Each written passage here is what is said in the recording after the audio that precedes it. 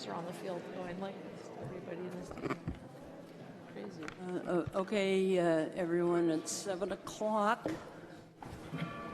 According to the gonging of the clock.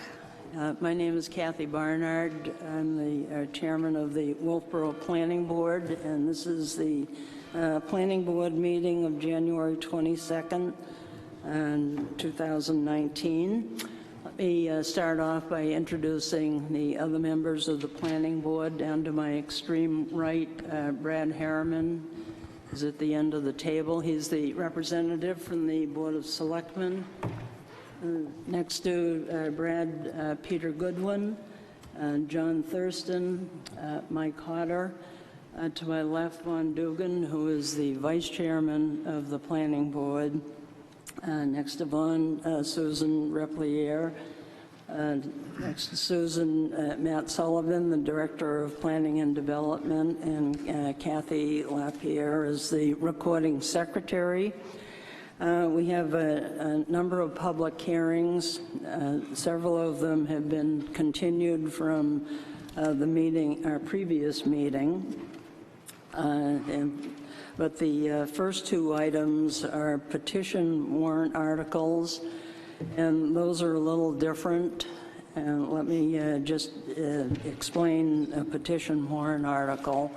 Basically, any resident of Wolfeboro can submit a petition warrant article with a certain number of signatures suggesting a change to the zoning ordinance. And so this year we have two petition warrant articles. One of them is for the Filterbed Road property area, and the second one is for some amendments to the sign ordinance. So how we're going to proceed tonight is that I'll read the item into the record.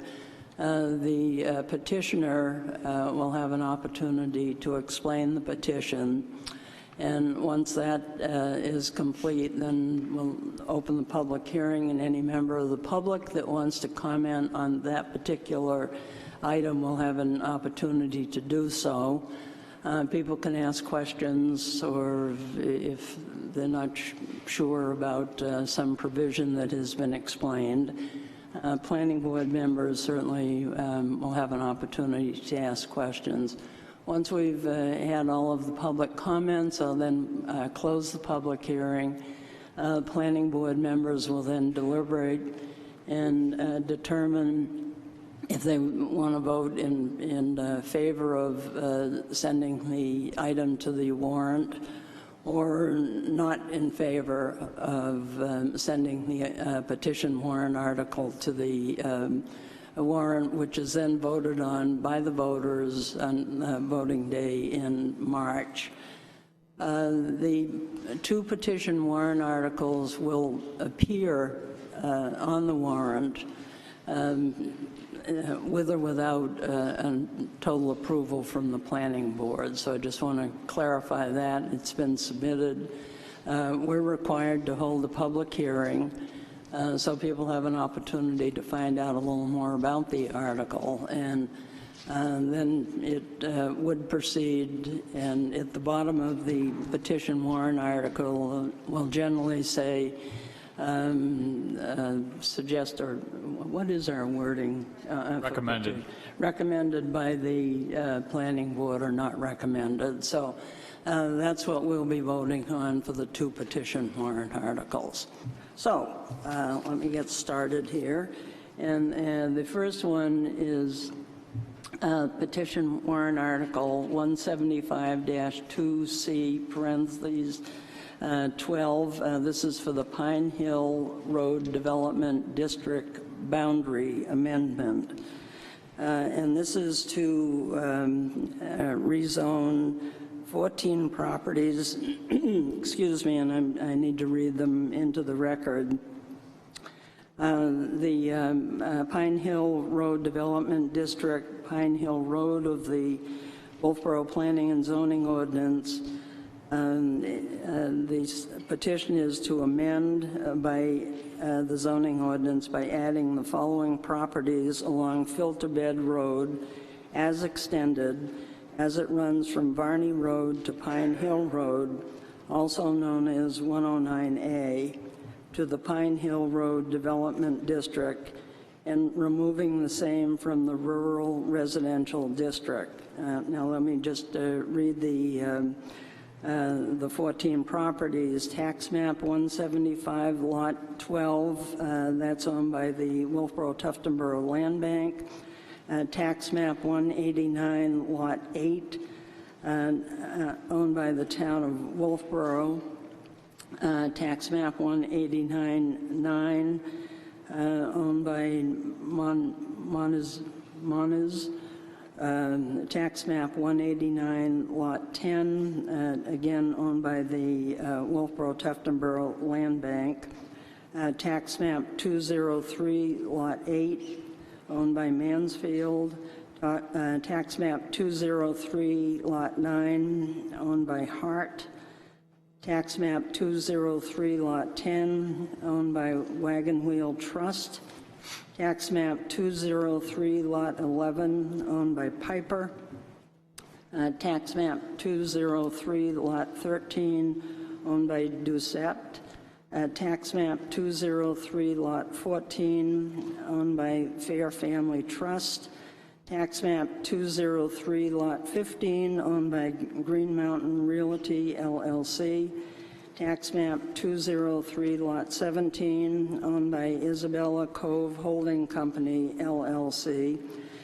Tax map 203, lot 18, owned by Morgan.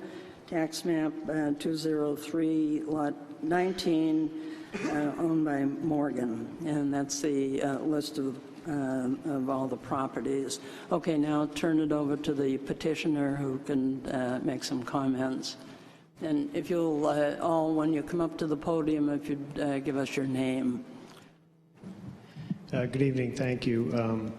Victor Jerome with Green Mountain, and we helped put together the petition, and the purpose of it is we purchased the last of the Paul Kimball properties last in December of 17, and basically through this we had, it had some significant commercial uses in the past, and in discussions with Matt, we found out that that particular property and all the surrounding properties, all of Filter Bed Road, was essentially, had always been zoned residential, which was a little surprising within itself.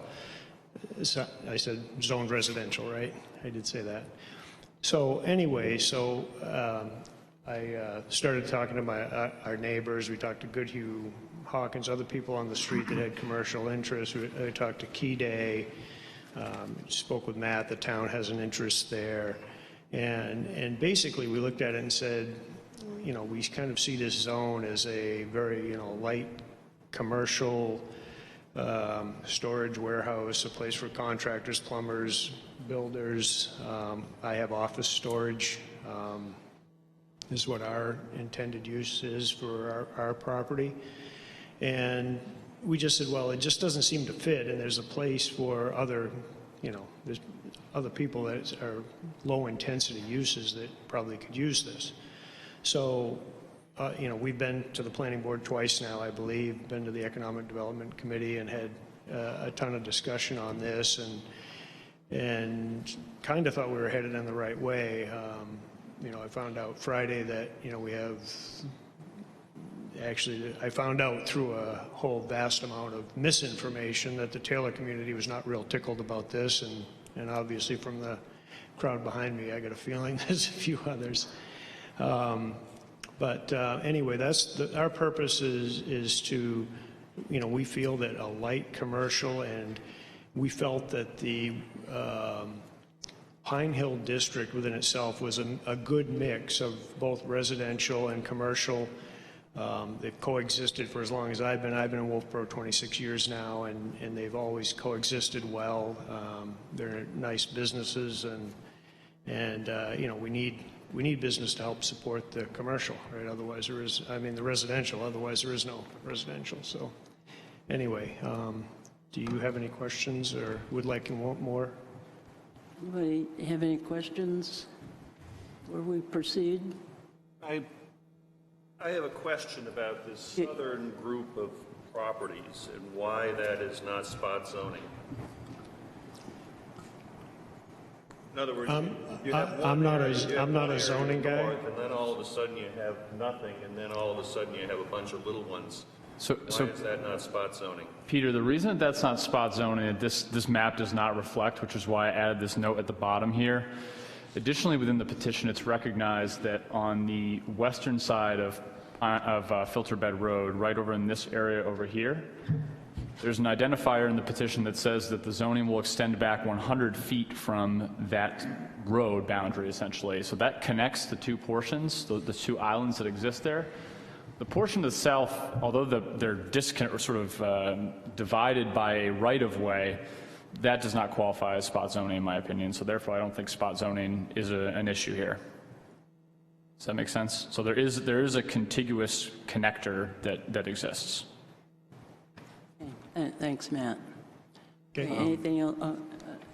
Okay, go ahead, Mike. If I may, looking at the map, it's really hard to justify joining one group of properties to the north to another group, and this is following on with what Peter said, another group of properties to the south by a 100-foot corridor running along the property of the town along Filterbred Road in order to connect the two.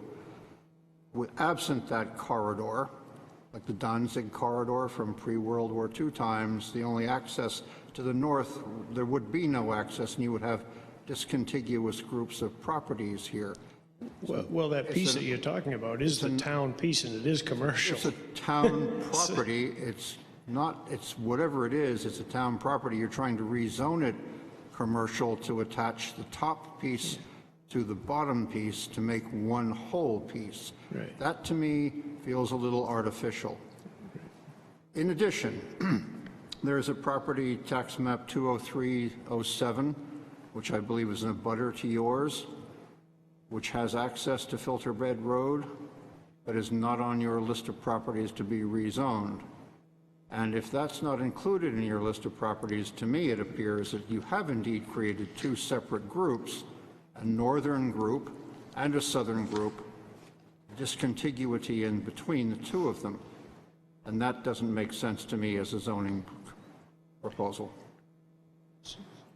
So it's my understanding that that number 7 is actually not on that strip, and it's Varney Road. It's a Varney Road property, so it wouldn't fall in the district. But I didn't prepare this. I didn't write this myself. We had legal counsel, and this has been to the planning board twice. It's irrelevant who wrote it. This is the proposal presented to the town for approval. Right. And according to the town's official tax maps online, there is access on 20307 directly to Filterbed Road. It abuts your property. And if that's the case, then there is a discontinuity between the two groups, and that really, to me, invalidates this proposal. 20307 does not abut my property, however. Then wherever it abuts, 20307 has access, according to our town maps, to Filterbed Road. Okay. And if that property is not included in this petition warrant article, you're creating two distinct groups of properties to be rezoned. Am I not correct? Mike, I'm not sure I agree, because across the street from the three parcels on these three parcels on the northern side of Filterbed Road, abutting them across the street, which is in my opinion contiguous, is a parcel that is being rezoned. So there's effectively a contiguous zone being created here. Although there is a gap on the parcel you reference, There's a gap on one side of the Filterbed Road. There is not a gap on the other side of Filterbed Road. Understood, but I would argue that And you're saying that because there is not a gap on both sides, there is not a discontinuity? that's my opinion. Yeah, I would disagree with that opinion. If you have a gap onto Filterbed Road from one property, number 7, 23007, which is not included in this proposal, then you do not have a discrete group of properties. You have two discrete groups. Okay.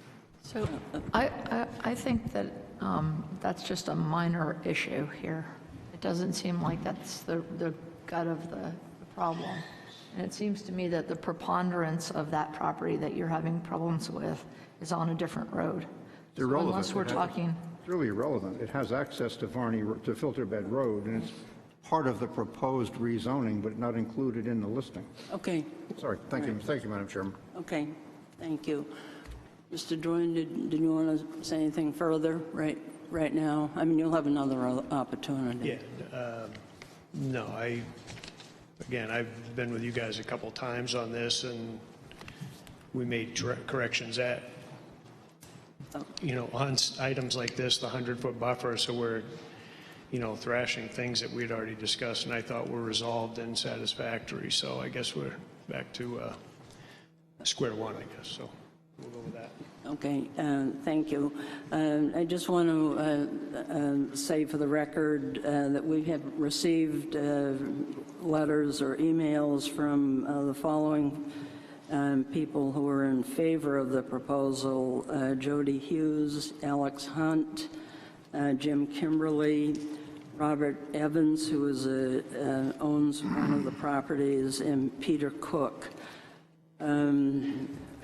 We had two letters that were not in favor. One is from Don McBride, and he's associated with the Wolfeboro Tuftonboro Land Bank, and they have two properties in the district.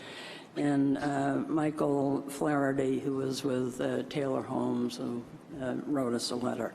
Okay, so now I'm going to open the public hearing, and any member of the public that wants to speak to this issue, now is the time for you to do that. So come on up to the microphone. Hi, Hi. I guess I'll start. I'm Michael Flaherty. I'm the one who wrote that letter. I spoke a couple of weeks ago. Okay. I just met Victor tonight, and I think many of our Taylor community residents and some of our neighbors, you may be hearing some of the same things from them tonight. Victor kept mentioning light construction or light commercial. I don't think that Taylor community would be necessarily opposed to light commercial. Our concern is some of the amendments that are in the warrant article itself that speak to probable future use if the land changes hands. I do think if we maybe had a conversation before this warrant article came to pass, that a solution may have been able to have been reached, but to go from residential to the heavy commercial that this article defines would be problematic for us. And to be fully transparent as Taylor community, we would like to actually invest further in that property, potentially have an assisted living on that community. So we're not against further commercial development. In fact, we'd be in favor of some of it. It's just, when you read the amendment and the details, we would be concerned about what actually could be developed there if this article was passed. So I think you're going to hear from many of our residents and our neighbors, and you'll also hear from our facilities manager, Kirk Beswick, maybe a little bit more detail than what I'm saying, but those are our concerns. So, Okay. Thank you.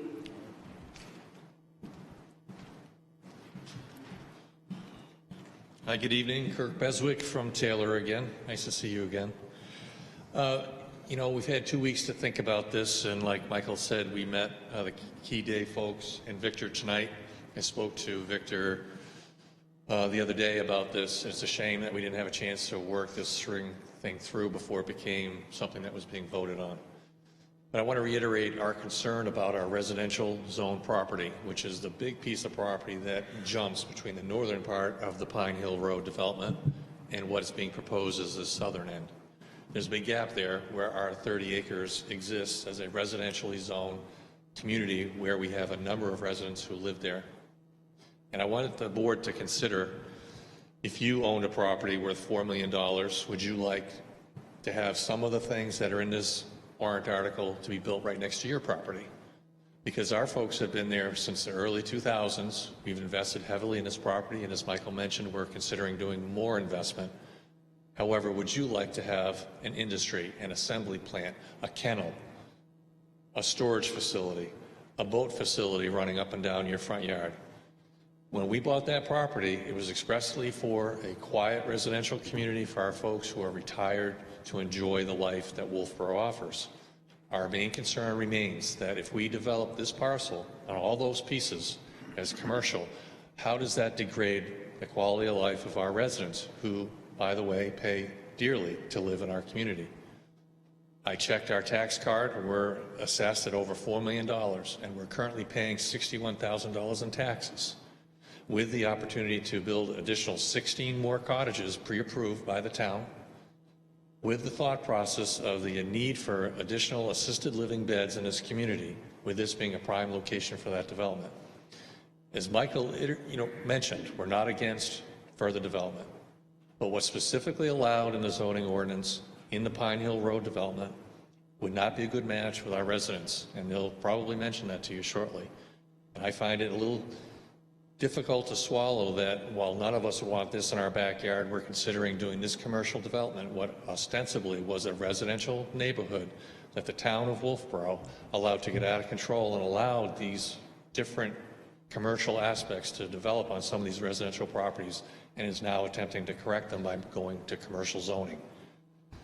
I really appreciate that Victor's done a great job cleaning up that property, and I want to publicly thank him because our residents see that. That was a hard effort, and there was a lot of money involved with that.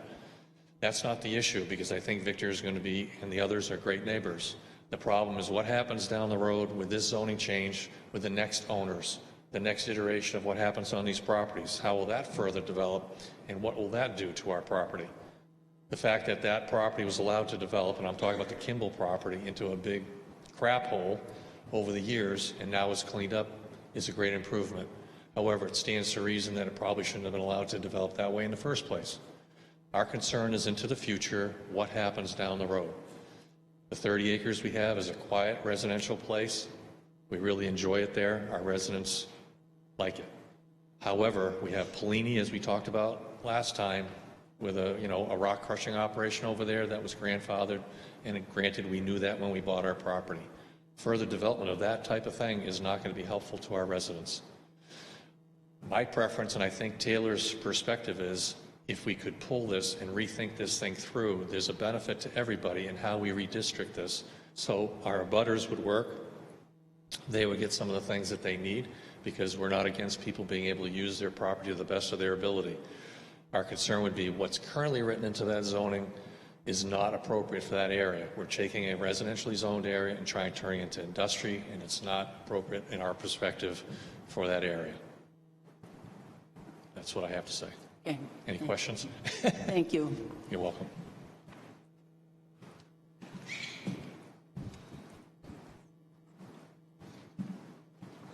Hi, I'm Meredith Barlow at 1 Wesley Lane, and I'm speaking on behalf of all the people at the Wesley Commons. We abut a piece of property on filter bed. I'm also have the authorization. I didn't get these letters in time because Charles Mansfield did not receive notice. He is on Barney Road, abuts filter bed, and also from Ted and Diane Morgan. So if I could, I'd like to read a letter, please, from Mr. Mansfield. Did you say he did not receive? He did not. They're in Florida right now, so I've called them, but I finally got notice from him. All right, thank you.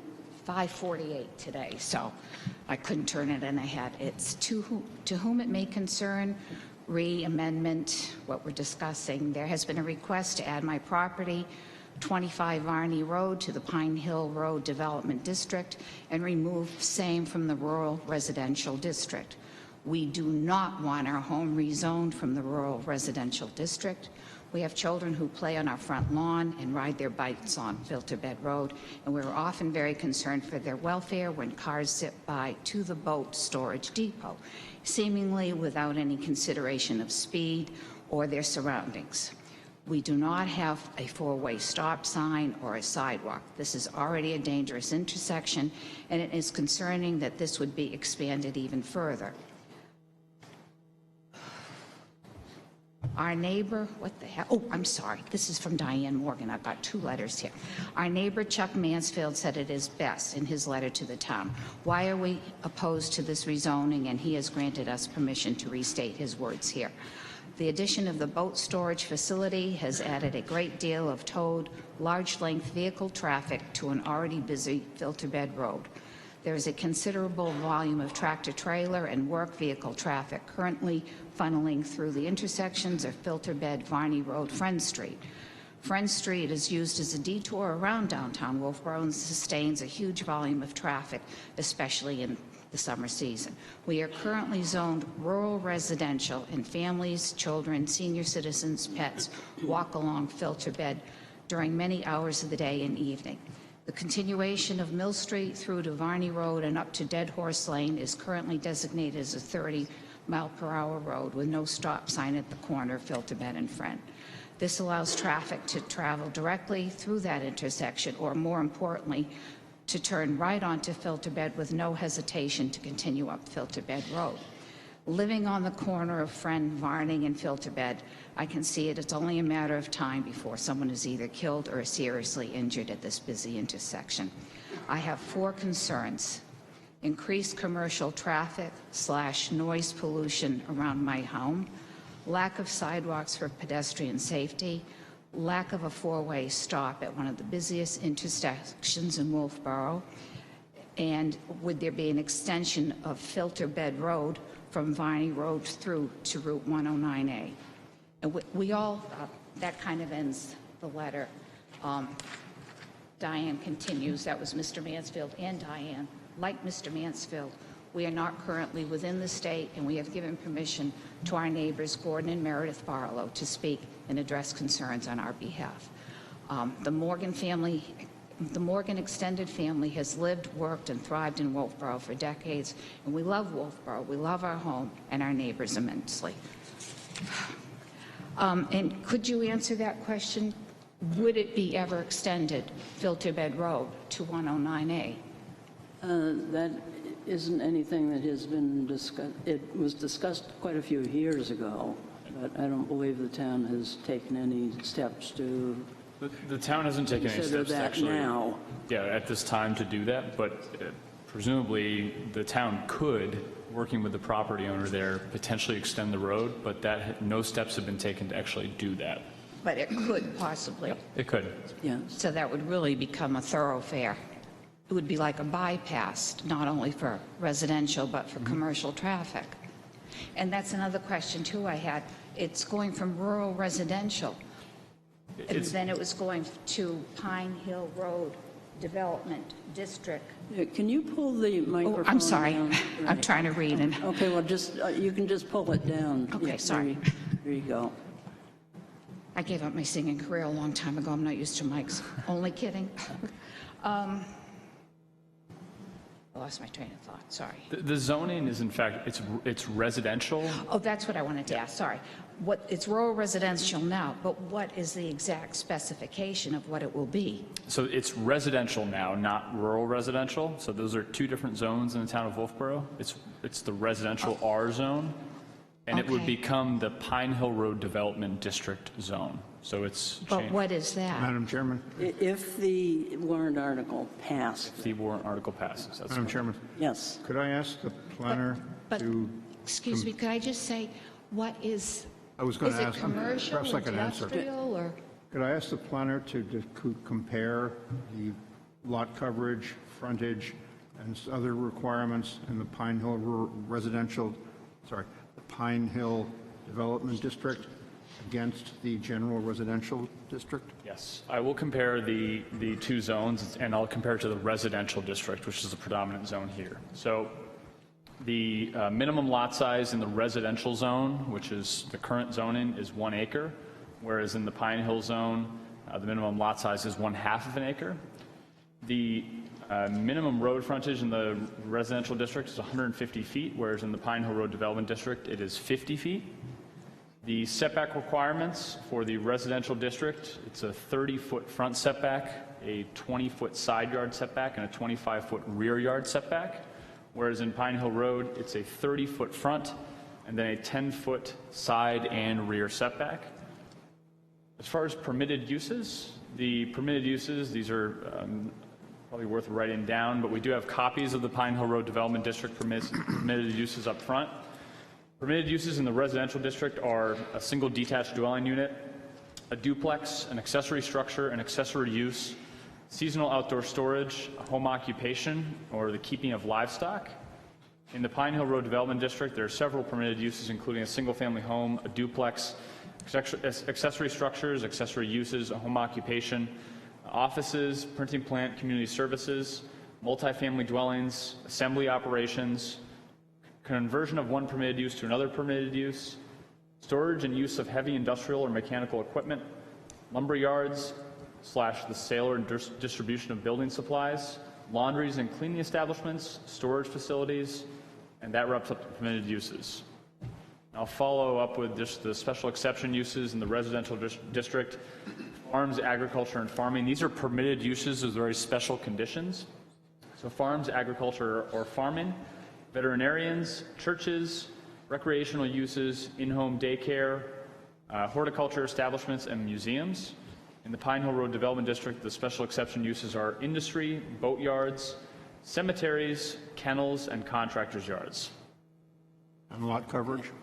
And lot coverage, sorry, Mike, I think that was what you actually asked for. Lot coverage for the residential zone is 30%, whereas in the Pine Hill Road Development District it is 40%.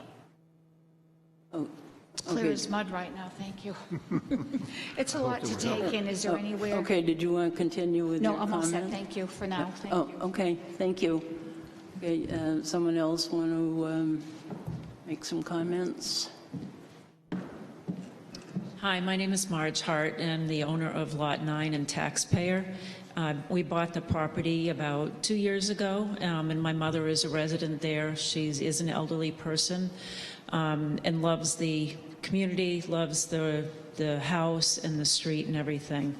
I do have to say something as a taxpayer, that I have not received any communication about anything that's been going on. So I don't know if I missed it in my mail or it missed me or whatever. I live in Auburn.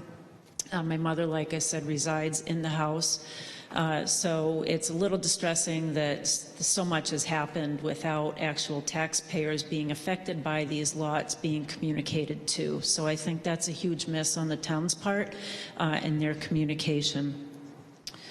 So one of the reasons Okay, why... well, Can I address, may I address Please this? do. all of the owners should have been notified. Just to be clear, all owners were notified with proper notice of this particular hearing tonight, but were not notified of any prior actions because this was a petition warrant article and not an article sponsored by the planning board.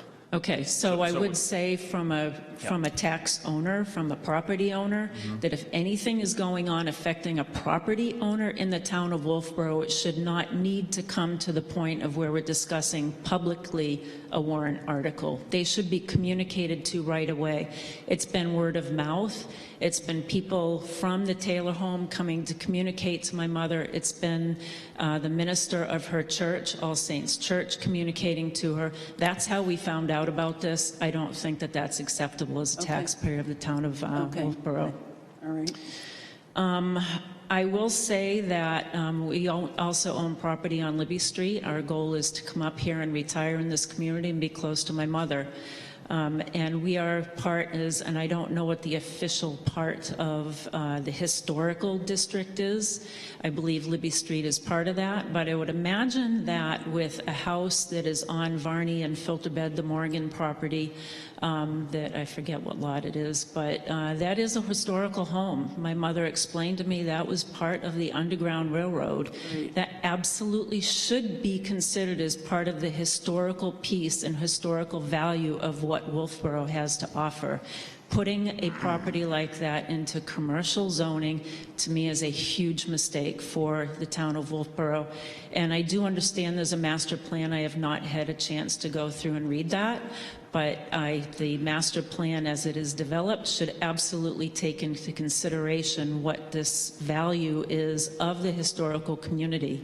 I understand also that the inn that was just developed, the Pickering House, that was going to become a dollar store.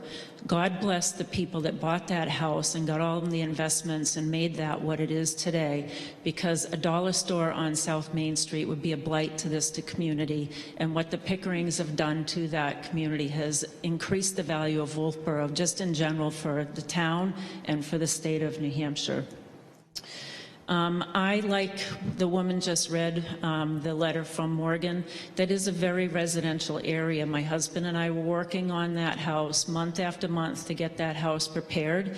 We invested a lot of money into that home. It was not a very nice community, and the neighbors were very excited that we invested in the money because there used to be trashed trucks in the back of the yard. Well, we really cleaned that property up. We made it a very nice home for my mother, and we met a lot of the neighbors. And during the summer, we saw those kids out there riding their bike.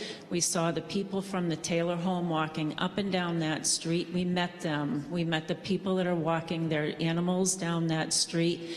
We met the minister from the church in our backyard on Libby Street walking down the trails to take advantage of that. All people really enjoying that for what that current community is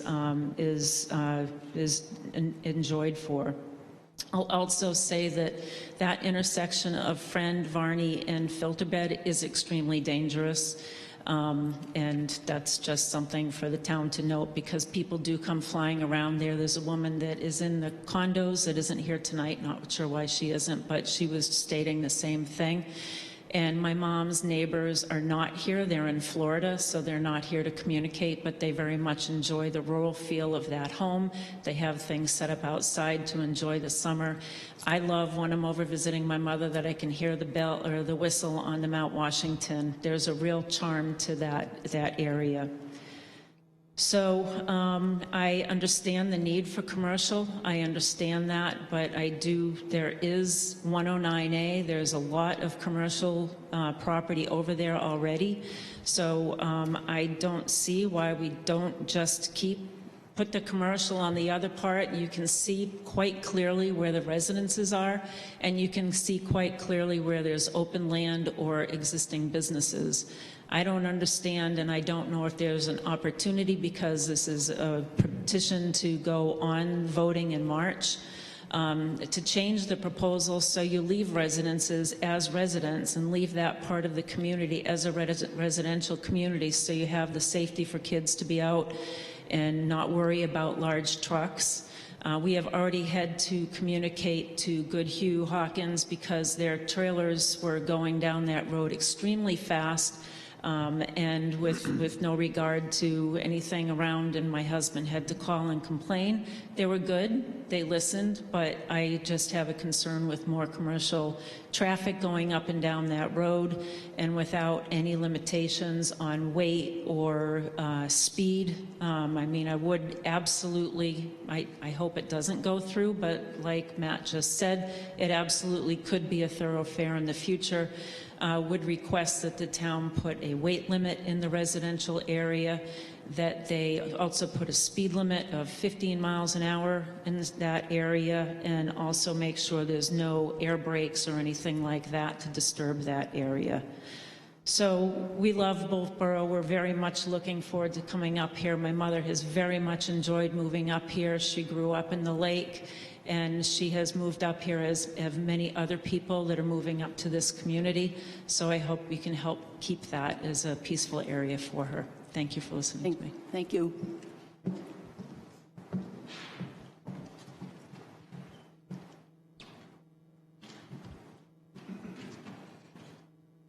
Hi, I'm Winona. I'm her mother. Okay. And I really do love Wolfeboro and my little home. And I have some concerns to share. I also am very concerned about the speed on Filterbed Road. It is atrocious.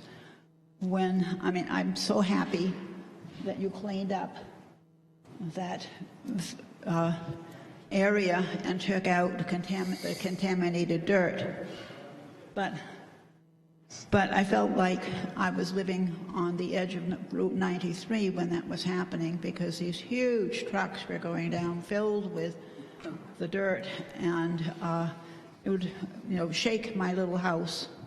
And between that and the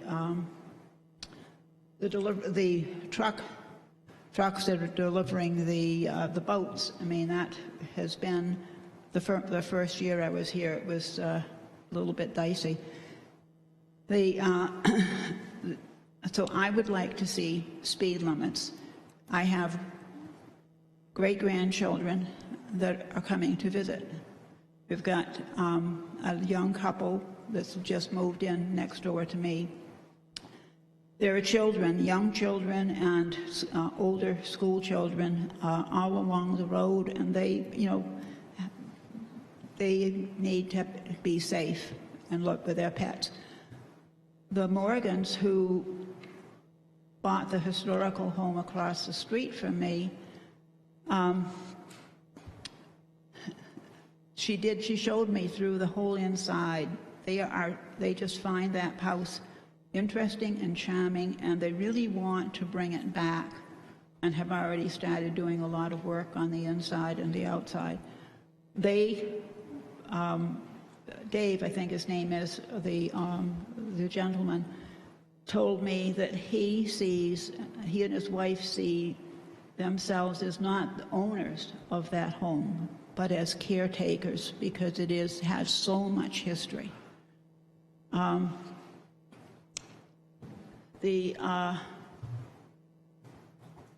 Again, elderly walkers, myself included, and I mean that's the area that we want to keep safe for people. I don't ever remember seeing a police car down there, just in terms of speed control and overseeing, safety. And so we really plead with you to have traffic safety controls, speed limits, and keep it safe and beautiful. I know we need light industry, but I think that we need to also keep a livable place for people to live. Thank you. All right. Thank you. I just want to reiterate that the planning board is required to have the public hearing for this, but we can't make any changes to the petition. The petition has been legally submitted and will appear on the ballot in March as presented. So I just want to clarify that with everybody. Okay, someone else?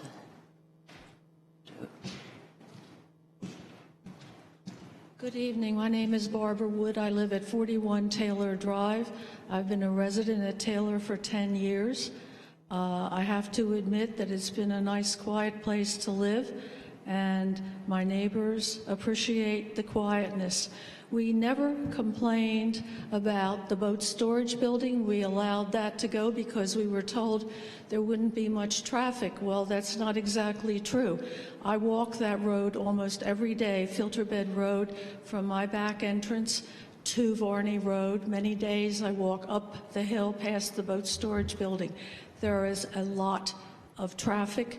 They drive very quickly, but we weren't opposed to that because it wasn't heavy industry. If you look at the special exceptions for Pine Hill Road Development District, industry, you have no definition of industry. So somebody could put something in there that would bring in large trucks, especially if you were to develop the road through to 109A. Right now, my neighbors and I, who even live way up the hill at Taylor, can hear the boat storage trucks going through. And we would like to have a quiet neighborhood. We're not opposed to development of the right kind. Contractor yard is a special exception. And that's not exactly a nice thing we would like to see up there. There's lots of room for recreational things and so forth, and I'd like to see that happen. I'd also like to comment that I don't see the need for industrial property right now in Wolfeboro, a resort community. We have had the plant up on 109A, the Wickers. How long was that empty? How long were the two Kimball properties empty? I mean, I'm glad they're developed. It looks very nice and they've cleaned it up. But how long did it take? So I'd just like to say that we'd like to keep a nice quiet area back there so that we can proceed with our lives. Thank you. Thank you.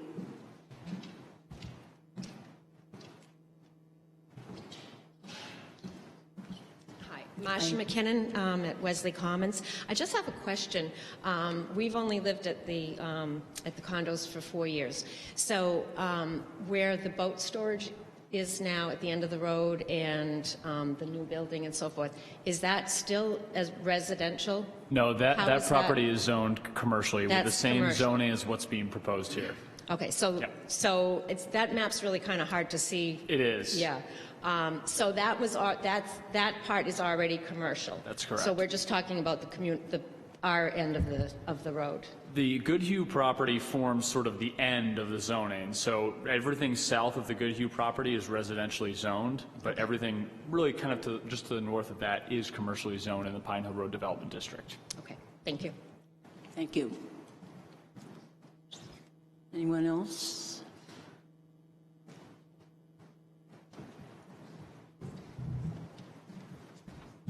Good evening. My name is Rhonda Alden. I'm at 30 Varney Road, so right across the entrance to Filter Bed Road. Comment and question. Matt, if you could just clarify something. Earlier, you were describing reading off definitions of things, and you were trying to clarify some of the districting. Yep. And you corrected someone as it's not rural residential, it's residential. Then why are all the notices called rural residential district? Yeah, on the petition. It very specifically says to remove from rural residential district and then lists all the lot numbers. I would suggest that language is incorrect on the petition itself. The petition language you're referring to, I would suggest that that's incorrect language. Yes, yeah, right. Well, then that might be just maybe a concern even legally to then be putting a petition out there that is incorrectly stated, and you can't even then find a definition of said district. That district does exist, but none of the parcels shown here are in that district. Okay, well then the wording is definitely incorrect. I think it's certainly an issue that's worth looking at. Yep. Okay. And then my other comment is, you know, you're adding all these southern, again, just by the direction this is posted up here, these southern properties, all of which, or mostly are residential, and adding it to this northern category, if you will, and clumping it together to be called a Pine Hill Road Development District. It unto itself in its wording now lends itself to, you know, it's going to be predisposed to going through as a throughway. You're saying there's no plans now, but once it's, you're setting a precedence by exactly what's going to happen to this entire area going forward, because if it should pass, if it should be under this new name, tomorrow's folks sitting here in this planning board are going to see it called the Pine Hill Road Development District and just see it as a continuation of what is already on Pine Hill Road, which is a lot more of the commercial use than what we have now in our neighborhood. It won't be a neighborhood. And there are values to all elements of it, but we already heard enough about the traffic. I think therefore the roading infrastructure just doesn't even allow for that kind of heavy use. I'm right there on the corner with the suggested stop sign that sits in my front yard because it is such a dangerous intersection. It already is. But I guess I'd like you to pay particular attention to the precedents that you're setting, the name that's going to now be called if it were to continue on, and that it's an inevitable change of entire neighborhood, the whole feel of it, the whole the charm of it as it is. And I know we're trying to always be protective of that in Wolfeboro. We're all sensitive. But then I guess I'll go back to making sure we have this, whether or not you really can put in something to be voted that is really quite specifically misleading, being called this rural residential district. Thank you. Okay, thank you. And just again to remind everyone that we all as community members have an opportunity to weigh in on this rezoning and any rezoning, and we do that on voting day in March. So I just want to remind everybody of that. Yep.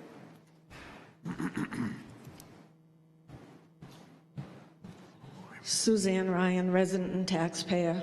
The previous speaker hit the nail right on the head. There is an error in the petition warrant article. For that alone, I would hope that you would not recommend it. Beyond that, I think an important part of the language in the petition is the last line, and removing the same from the rural residential district. So we're not just changing a line, we're changing a use, and we're removing the residential use out of there as the premier zone. Residential takes precedent over commercial. So it's moving it to a lesser zone once you zone it commercial industrial. I had a lot of stuff written, but I don't think I'll go through it because I think these people have done a nice job. I would say further that there was the discussion about the road, Filter Bed Road. Previously, it was mentioned at the planning board meeting that it could be a class 5 road or a private road. As a taxpayer, I can tell you I have no interest in chipping in to upgrade that road to make it a through road. You'd have to get easements, you'd have to do engineering, surveying, and so forth. And right now we have a $2 million annual road budget as it is, just keeping up.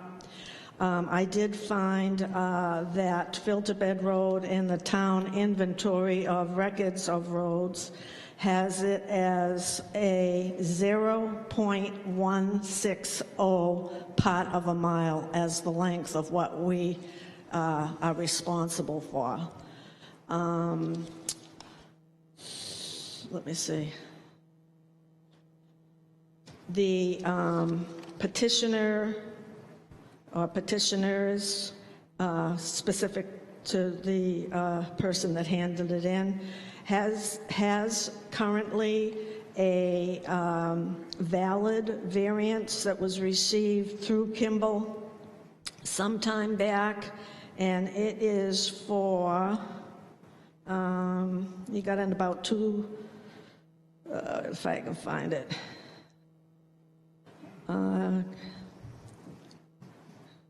It was for office equipment, material storage, wood shop, and any other related operation. And manufacturing such as kitchen cabinets, sale of home supplies. So I can't see any compelling reason why the petitioner would want to make these changes to better serve his property. And then just another quick note, because I say I'm just thrown off from what I was going to say, but just a little background on the land bank. I'm glad to see that the land bank does not support this warrant article. They are a big land abutter. And also up in there, there's some beautiful trails. I mean, it's just beautiful up in there. I got to be honest, I'd never really gone up and through there. But in 1990, the land bank began acquiring land in Wolfeboro and parcels that were contiguous and close to town. It was felt that the acquisition of this land was critical for suitable development in that part of town. By 1993, enough land had been acquired that the land bank decided to fund a planning charrette to determine the most appropriate use of the land. The result of the charrette was that the best use of the property were for schools, mixed-use neighborhoods, and village center, a year-round trail system, and a substantial conservation area, which they have achieved those two end goals. In 2000, the Taylor community of Laconia, a nonprofit organization, purchased 120 acres from the land bank to create the independent senior living. It has helped fill much of the needs for senior housing. We have other places in town that can support commercial, industrial. As I say, as a taxpayer, I'm not in favor of this. I'm certainly not in favor of the potential of what the ordinance as stated allows, nor the potential of a through road. Thank you. Thank you. Just one other thing. Oh no, it was covered. Okay. Okay, never mind.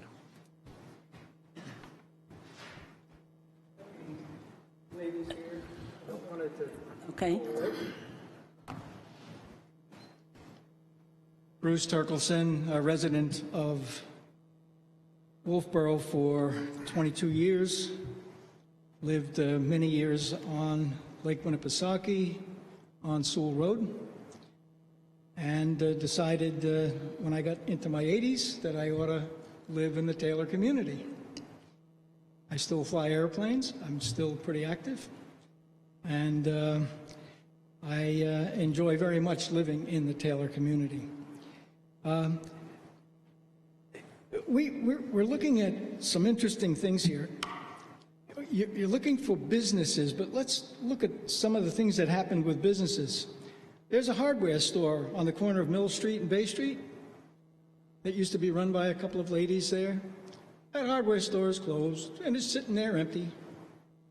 Wolfeboro Power and Equipment, Donnie Satterfield, went bankrupt. A business in town.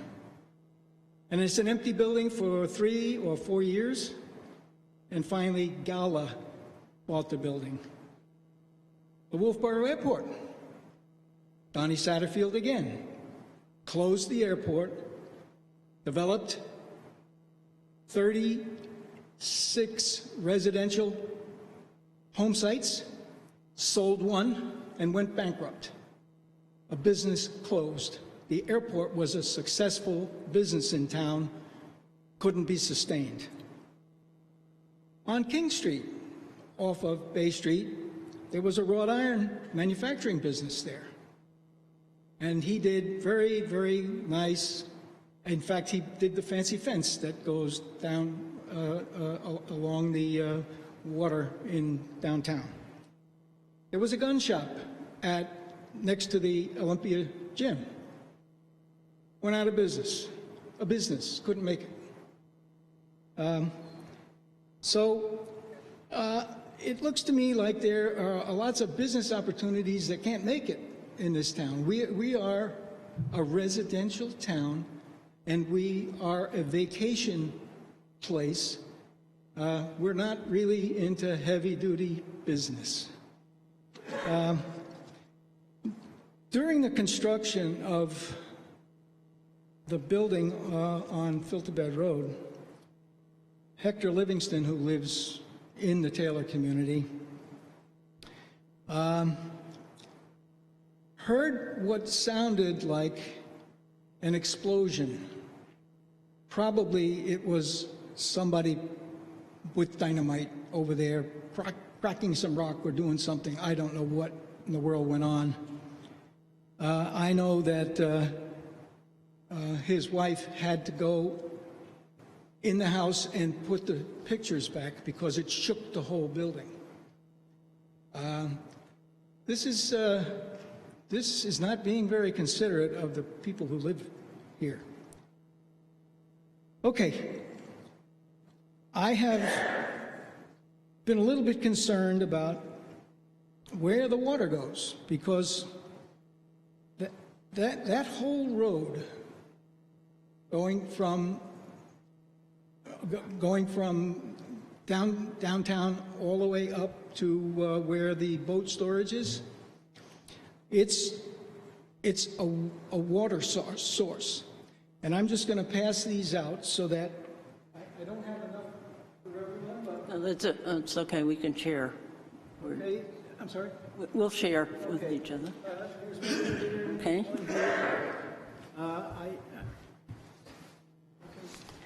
Share around here. In any case,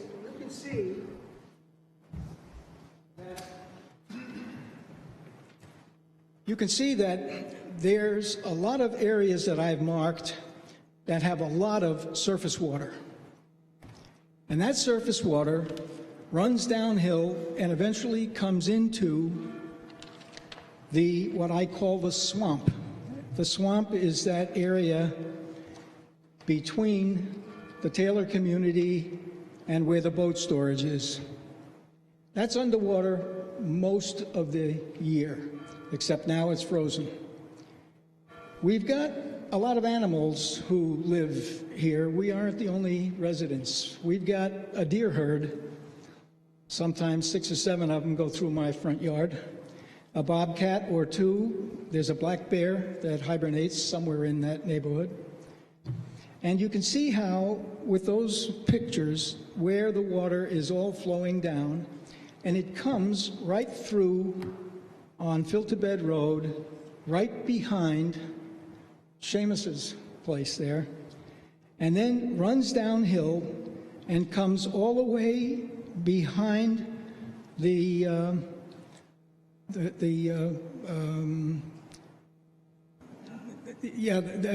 Napa. Okay, goes under Bay Street and out into Back Bay, and then eventually into Lake Winnipesaukee. If you wanted to see what it actually looks like with an aerial photograph, it's available on that. So we are taking everything industrial that produces some kind of a discharge, an unfriendly discharge. It's going to end up in Lake Winnipesaukee, just so you know where all that water goes. And it's really running during the summertime. Right now, it's pretty frozen. We think the bear is in hibernation because if you leave a bird feeder out, and he'll clean that bird feeder out, the bear comes and tears it down. And so we have kind of a rule that we don't allow any bird feeders until he's in hibernation. So we've got a lot of animals that live there as well. So we're not the only residents. I just thought you'd like to know we've got water running into Lake Winnipesaukee from our properties there. And you can pass it around among yourselves and see what you can make of that. Okay? Thank you. Okay, all right, thank you. Okay, did I see? Okay.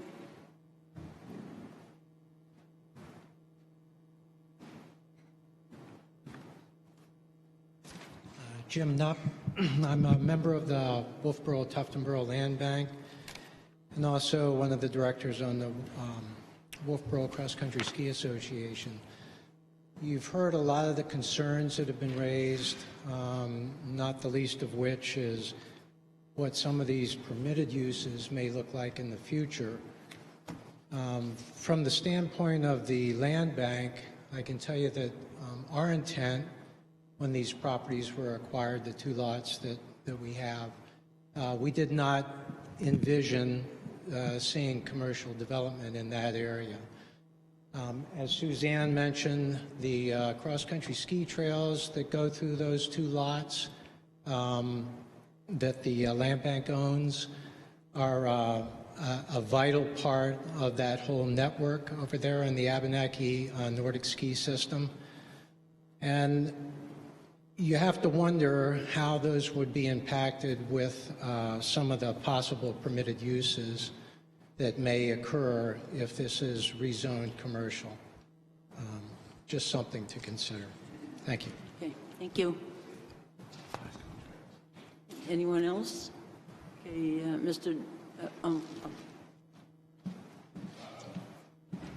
Hi, I'm Edie Damaris from Wolfeboro.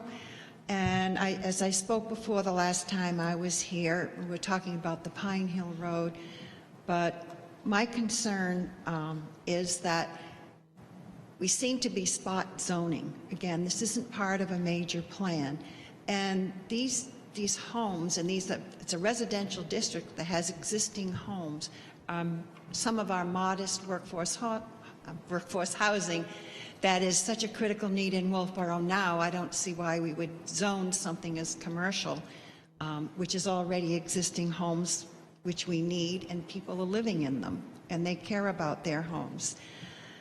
And it would be one thing if it were just commercial for village stores or offices or that type of thing, but the industrial uses that would be permitted in this area is something that is not compatible to be around homes. And I recognize that Vic is a great citizen of our town. He has done some wonderful things for us. And I understand that as an owner of a property there, he may want to do something. And what he's proposing may not be that detrimental to the community. But we have to understand that once the zoning is changed, then anyone can come in and make application for some of these other uses. Again, this isn't a move of the town that we're looking at, that you're looking at long-range plans, and the community is in our planning for how we want to develop our community and the best uses of the land. This is starting from someone who wants to do something in one local area. Our town, and having worked a lot with the planning board over the years on long-range planning, we have our best assets, our lakes, and the beauty of our area are our best assets, but they're also one of the most difficult problems for us because it blocks the expansion of our village. No matter which way we look, we're getting into water or runoff or something. We have very few areas that we can really move to. So one of the areas that we seem to have been moving to recently is onto the Varney Road area. Now we have some offices going in there. There's a bank in that area.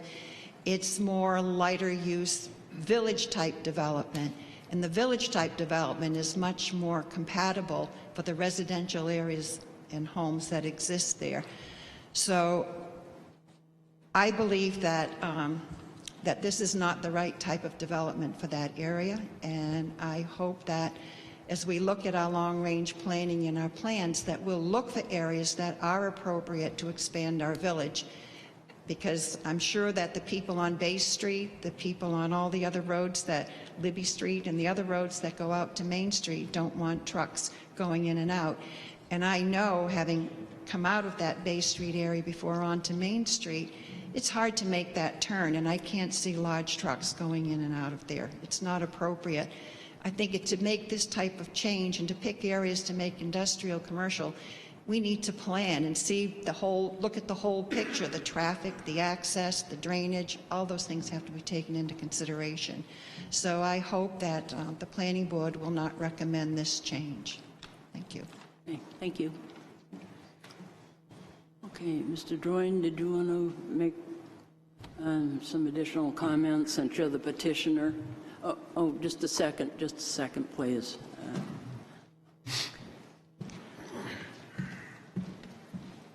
Hello, I'm Nate Dickey. I have a property on Bay Street and a property on King Street. And just a matter of correction, the businesses at the hardware store that went out of business went out due to healthy competition.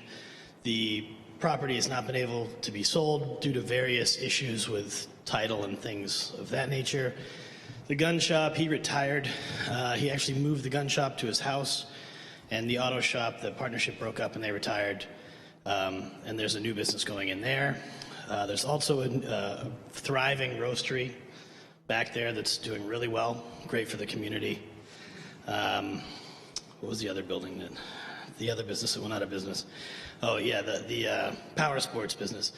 our power and serve equipment business. He just decided he didn't want to do it anymore. So that was a successful business. It didn't go, he stopped. And there's a new great thing going in there with the makerspace. So it's a great area for development. Connecting the road, I think, is great. The traffic on Bay Street's heavy. It would be nice to see it change a little bit due to the mixed-use residential, and it's a great area for development. So I just wanted to make that point of correction there. So thanks. Thank you. Okay, Mr. Droyne, did... Oh, sorry. Okay.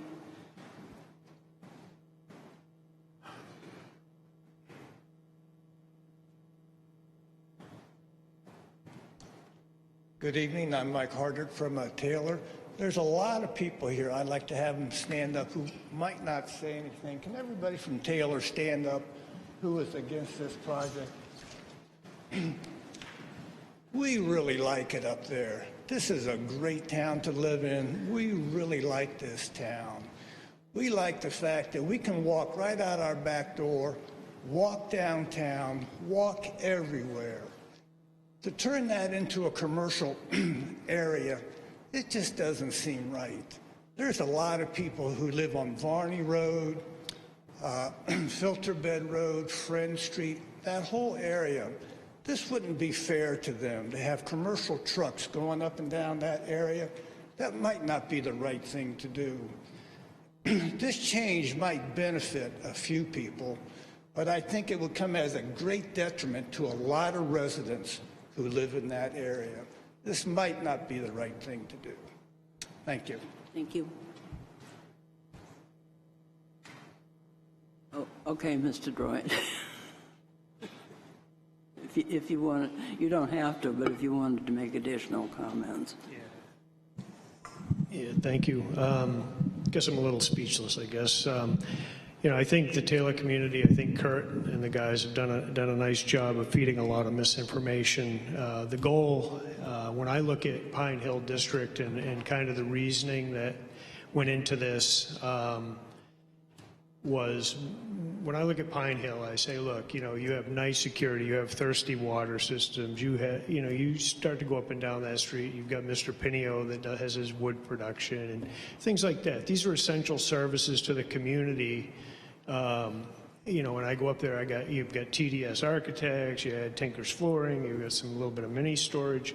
You have all these facilities that when I in my head picture Filter Bed Road, but at the same time, along Route 109 Pine Hill, you have a lot of great houses and residences and historic properties, and none of those people are impacted by it. It's just the nature of where they are and how it does.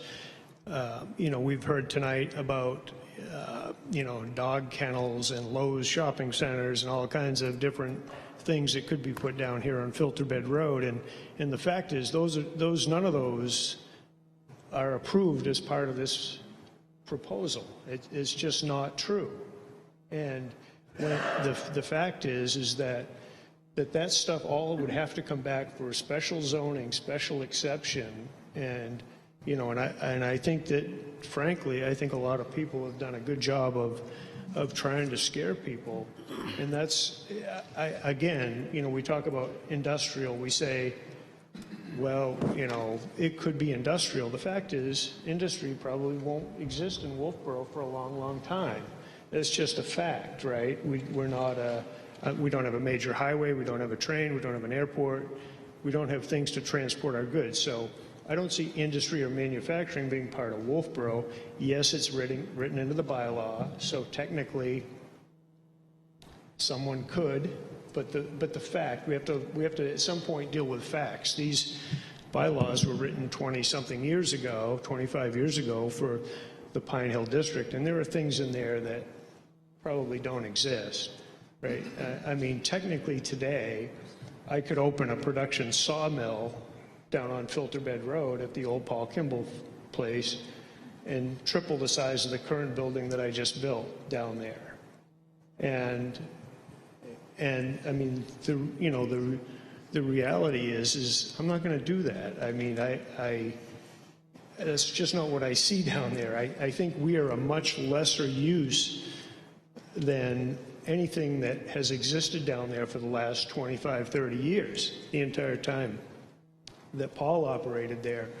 You know, Seamus has, you know, Key has 4 or 5 trucks a day that that go up. He comes and leaves in the morning, comes back in the afternoon, and maybe a couple of guys. So, you know, I guess, you know, maybe bad on me for not holding a community meeting, but I certainly had no intention of impacting anyone's residences or devaluing your property or anything like that. You know, as far as putting stores or other things down on Filter Bed Road, you know, if you guys have anybody that wants to put a store or a coffee shop, I was recommended I put a coffee shop down there. I'm not real sure how many people would show up downwind of the sewage treatment plant, or who would be smart enough to open it. But this is a prime area for a light commercial contractor area, and that was our goal. And I certainly hope that no one feels that we were trying to offend or encroach or do anything like that. But anyway, you know, I guess, you know, I guess I want to thank you for your time and appreciation and consideration of our petition. Okay. Thank you. I just want to reply to this gentleman. I'm Magdalene Livingston. I Can you live tell in us Taylor. your name, please? Magdalene Livingston. I live at Taylor. My cottage is the closest to Filter Bed. We have put up with a lot of noise. The drilling, the explosions, the dynamiting. We like that the property was cleaned up, but there is so much noise. Speak to us, please. There is so much noise, and there is constant trucks coming and going, not so much from Keating, but from this property. And I'm afraid if there is a rezoning, that is going to be much worse. Okay. Besides, there's all the beautiful woods. We all walk there, and there is wetlands. Everything will be impacted. Thank you. Thank you. Okay, if someone has something new to add, okay. Again, Marsha McKinnon, I just have a quick question. Why do the properties that are residential now, say, I'm speaking for Chuck Mansfield, he asked us to speak for him, why would his property on the corner have to be changed to commercial? Why couldn't that one, why did those properties have to be included in what's happening further up the road? Because that's what the petition warrant. I know, but he said he didn't want to change but what we're having to deal with is what is before us. Okay, so that's my question to him, then. I'm asking him why he included those residential properties in his petition. Yeah. It was only done that way just because they said, what, microphone, please? Yeah. Essentially, we had Randy Walker look at this for us and say, this is our goal. There was some discussion with the town on it. And the idea was to bring it over to the Varney Road where People's Bank and that, to try to make it a continuous kind of a light business industrial loop was kind of we didn't do it to target or not target. And then people started talking to me about spot zoning, and I'm like, I'm not a zoner. I don't know. I'm not a town planner. I'm not a zoner, so I don't know. Okay, Mr. Droin, could you please speak to us? Oh, okay, just a second. Were you finished, Mr. Droin? Excuse me? Were you finished? You need to speak forward. Yes, so, again, we didn't draft this up. We had an attorney draft it up in discussion with the town, and it was at their advice that we would just, there was discussion about things that I don't understand. I'm not a town planner. I'm not, and I'm not a zoning expert. And, we looked at it, they said, this is what we recommend, and that's what got drafted up. Well, so that's what we have before us. Your attorney recommended it, I think is what you said. Yes. Yes, okay. And All if right, thank you. Kathy, could I just make a quick comment? Well, yes, go ahead. Just a technical comment. So the comment about consultation with the town, that was about the spot zoning issue. We recommended the 100-foot connector between these two independent areas. That was the role of the town in this discussion, because spot zoning was a concern identified by the planning board during our first discussion. You were asked a question and you answered it. Okay. Okay, we really need to, unless someone wants to add something new, I need to move on. Hey. Just a point of clarification, Shirley Phelan from Taylor. So the town did not make the proposal for... Your name? Shirley Phelan. Okay. So it wasn't coming from the town to work with this gentleman's lawyer to do the zoning? That's right. As I said at the very beginning, this was a petition that was submitted, and it was submitted properly. Our role is to hold the public hearing so that the public knows what the petition warrant article is about. Okay, so it's a brainchild of him. Yeah, and the petition was submitted to my office. I reviewed the petition. Okay. And we identified this issue, and that was the role of the town. So the town has nothing more to do. We did have a discussion with the petitioner in an earlier time about the legalities of the petition, but that was the town's role. Okay, is everybody all set then? Because I would like to close the public hearing and go to the planning board members. And we need to determine if how we want to proceed with this petition warrant article. Comments? Madam Chairman, when you change zoning, if the zoning change is to be logical, it has to recognize a community need and a change on the ground. The zoning has to reflect the change on the ground. There's no logic behind this zoning change as far as I can see. For example, if you look at our amendment number 5, which also concerns a Pine Hill resident or development district, there is logic there. It recognizes facts on the ground. There is no logic here. It's not recognizing any facts on the ground. And I could not vote to recommend this. Okay, any other comments? Go ahead, Peter. I have 6 things here. First of all, the fact that there's incorrect wording, which talks about rural residential versus rural, in fact makes this something which is questionable legally. We also have to remember that the zoning goes into perpetuity, so therefore the people who are making the changes now may be thinking in the right direction, but someone who buys the property 10 years from now may not have the same goals. I consider it spot zoning. The idea that there's a 100-foot corridor that joins it is sort of a string that is sort of weird. I'd also suggest that there are a number of vacant lots in the northern part of the Pine Hill district which are vacant and therefore could be developed for the purposes which I believe are being discussed here. We also find that a land bank who is part of 2 of these, or owns 2 of these properties, is against it.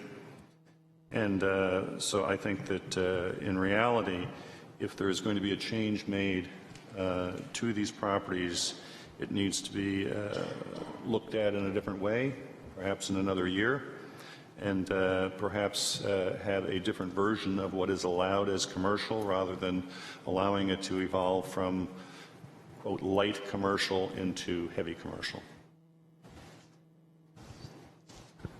Okay, yeah, go ahead, Don. So for the rest of this crowd here, I think that I listened to everybody and their opinion and thoughts. I want to address Mrs. Hardy first, that the gentleman that developed the Pickering House actually has a letter of support for this petition, and he gives support for this. Just, I didn't know if you were aware of that. You made the note. So I think he may be right in both cases. In the case of the Taylor community, I can remember when the Brewitt House was on Bay Street and it burnt down, and that's how the Taylor community was able to get in there. At that time, Paul Kimball had his stuff going down there on that road. There was a stigma in that whole area for years. They didn't want this gentleman to be able to do anything, so he kept it cruddy and tried to be a nuisance to the town. Now somebody's fixed it up and tried to make something of it. When somebody does construction, they make noises, the dump trucks bang their tailgates. It's no different than the people at the Taylor community when they were building your places. It has to happen. When I was 16 years old, I used to drive down that road. It was 33 years ago. I used to go all the way around, all the way up to Pine Hill Road, 33 years ago. So it's not like it's something new. It may be opened up a little bit. I think it's opened up because the town had the sewer treatment plant. They had the whole road rebuilt to a town spec. And if people are bad drivers and they don't stop at the stop sign, then maybe the police should be down there. But I do think, I've always heard from the people in our town, we don't provide for light contractors. All those people that do your snow blowing, they do your maintenance on your yards, they all have their trailers and they all have the stuff in their backyards in their residential areas. We really need to provide something that's legal for them, and this is an opportunity for somebody to come forward.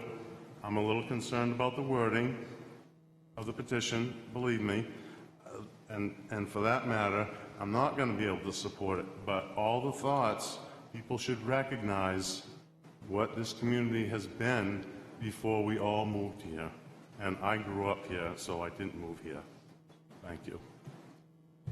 Okay, well, I think that any rezoning has to be done with great care, and it needs to be a totally public process where everybody has input right from the beginning of the process. And I think the area does need to be looked at. I'm on the Economic Development Committee for the master plan, and we've taken a tour over there, and something probably needs to be done in some way. But I think we have to look at everything. We've got to look at the impact on the residential area. There are, out of the 14 properties, there are 7 residential homes, and as we've heard tonight, some folks have, put some real effort into fixing up those houses, and we need to consider that. I think if we look at the area in the future, we need to look at it as some sort of a transitional zone where, like the Bay Street area, they're close to town, people can walk to downtown and respect the residential aspect as well as some of the business needs that could go there. But as I said, we have talked about it in the new master plan, and for those of you who have time, I would encourage you to come to the public hearings, which we will be having in May for the various chapters. And at that point in time, we are going to need input as to how people want to see the community grow economically. I mean, do you want to see some growth or do you not want to see growth? But we really need to come to grips with that issue. But right now, I really think we need to give this a lot more thought. So anyone else, or I would... It's always been a bit of concern to me since this petition came forward that not all of the people whose properties are involved have been, especially at the corner of Arnie, included in the discussions. That's really problematic. Right. And I think that's up to the petitioner to get the whole group together to bring a petition forward and not, kind of push it down the other way and make it look like it's coming from the town a little bit. It's not. Okay, somebody want to make a motion? Madam Chairman, I'll be happy to move that the planning board not recommend the petition to amend Wolfeboro Planning and Zoning Ordinance to amend section 175-2, cap C, parens 12, closed parens, as presented tonight. Okay, thank you. Motion has been made. Seconded. And seconded. Kathy, may I have a point of clarification? If we vote for this, which is saying to vote no, basically. In other words, if I vote for this motion, I am saying we are not in agreement. You're not recommending. Correct. I'm not recommending. Correct. Okay. And that's what I seconded. Okay. All in favor of Mike's motion? Aye. Please say aye. Aye. Any opposed? Abstentions? Okay. 7-0. Folks, thank you very much. I think everyone did a really good job of explaining their point of view, and we thank you. And now go on to the next item, which is the second petition warrant article. And this is for Article 175-44E. 1-2, this is general provisions for the sign section of the zoning ordinance. And let me just go through the changes that are being proposed by the petitioner. These are all in the sign ordinance. In E1, the petitioner is suggesting adding business directional signs are allowed on private property. Business directional signs are allowed in the town right-of-way. Number 2 of the ordinance, the change is to add 1 pair mounted back-to-back on single post with a maximum of 2 pair. And the last change is in section B, and this the new business directional signpost shall be approved by the town codes enforcement officer, and strike out the director of public works. So those are the changes that are being proposed. Madam Chair, I'd like to, could I just say I'd like to recuse myself from this one. I think this one is related close enough to the wayfinding signs that I've been recusing myself from right along, so I'd feel more comfortable recusing myself from this one also. Okay. All right. So we're going to go ahead with 6 members. Thank you, Mr. Harriman. Okay. The petitioner, you want to make a presentation? Hi, I'm Jerome Holden from Grove Street in Wolfeboro. In 2009, the town planning board formed a business directional sign committee, and they did a pretty good job. It was the first time we tried to make our business directional signs legal. They were all like that for the 20 years before that I've been in town, and some of them probably have been around since the train came to Wolfeboro. The size was in the code, but they were not made legal. And they did a great job, except that they made all the signs black and white, and then they put the Public Works Director as being responsible for the post locations. The voters did approve that in March of 2010. And then in November of 2010, I put in a petition warrant article to get the color put back in the business directional signs. And that was also approved in 2011. In 2014, the Public Works Director said that he didn't want the responsibility for post location and asked that permits not be issued for the business directional signs anymore. In 2015, a wayfinding sign committee was formed. We thought, oh good, they're going to fix that one line in the code and it'll be done. But then they went on a mission to replace the business directional signs with, under the leadership of Rob Hausman, the previous town planner, to replace them with kiosks, small pedestrian signs, and paper maps. To this date, no code had been produced to accomplish that. In 2017, we got new town planner Matt Sullivan, and he directed the committee to address the issue of business directional signs. We were excited again because thought, oh good, they'll fix that one line of the code and we'll be all done. They did produce 2 versions of the sign code, and again, we were glad that it finally might be resolved, but then the committee voted recently to not approve or send either of those codes to the voters. So I submitted a petition warrant article really similar to one of those codes, which you've been reading above here, to fix that one line of code, and I made a few other changes to clarify some things.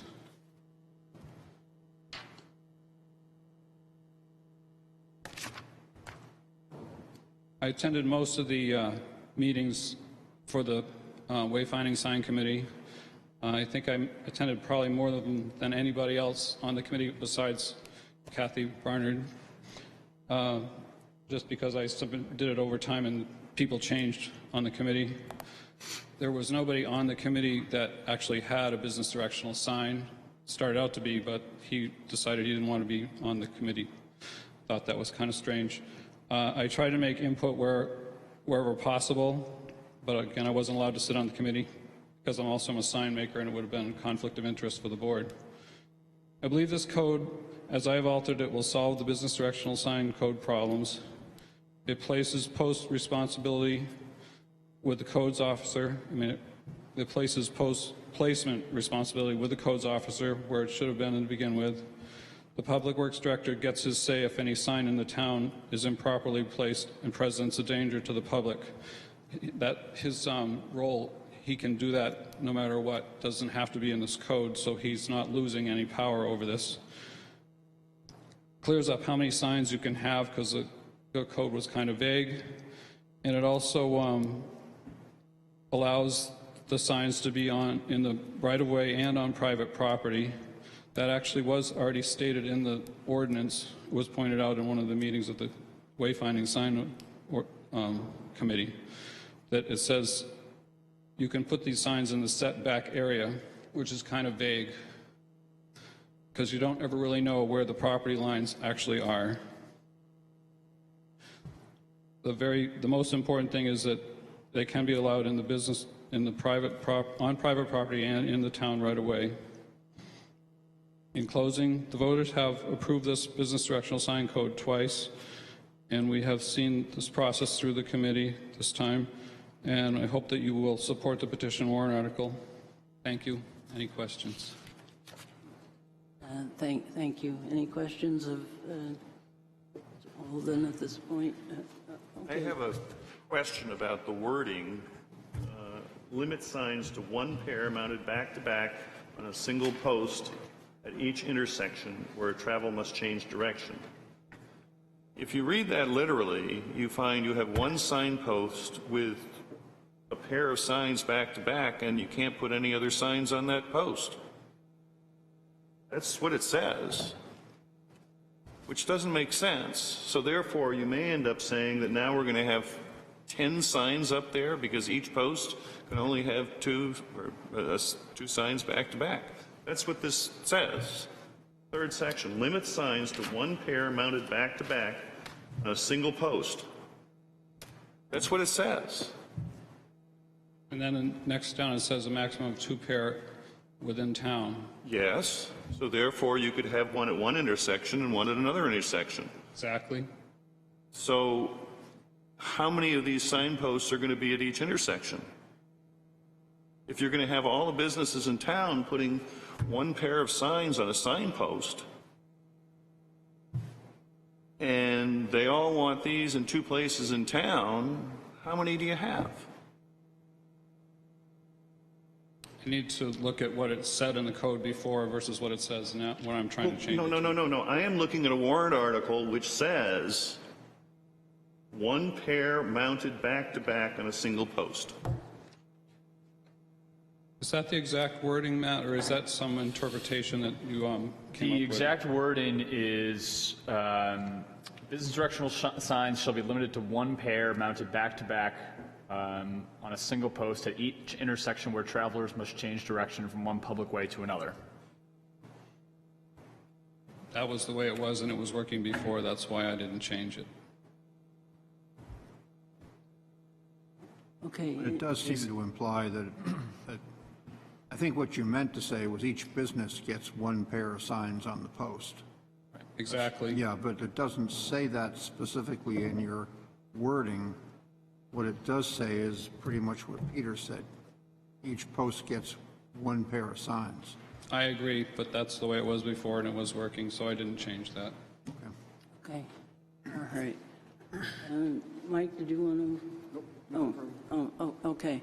All right, well, so you're all set? Yes. Okay.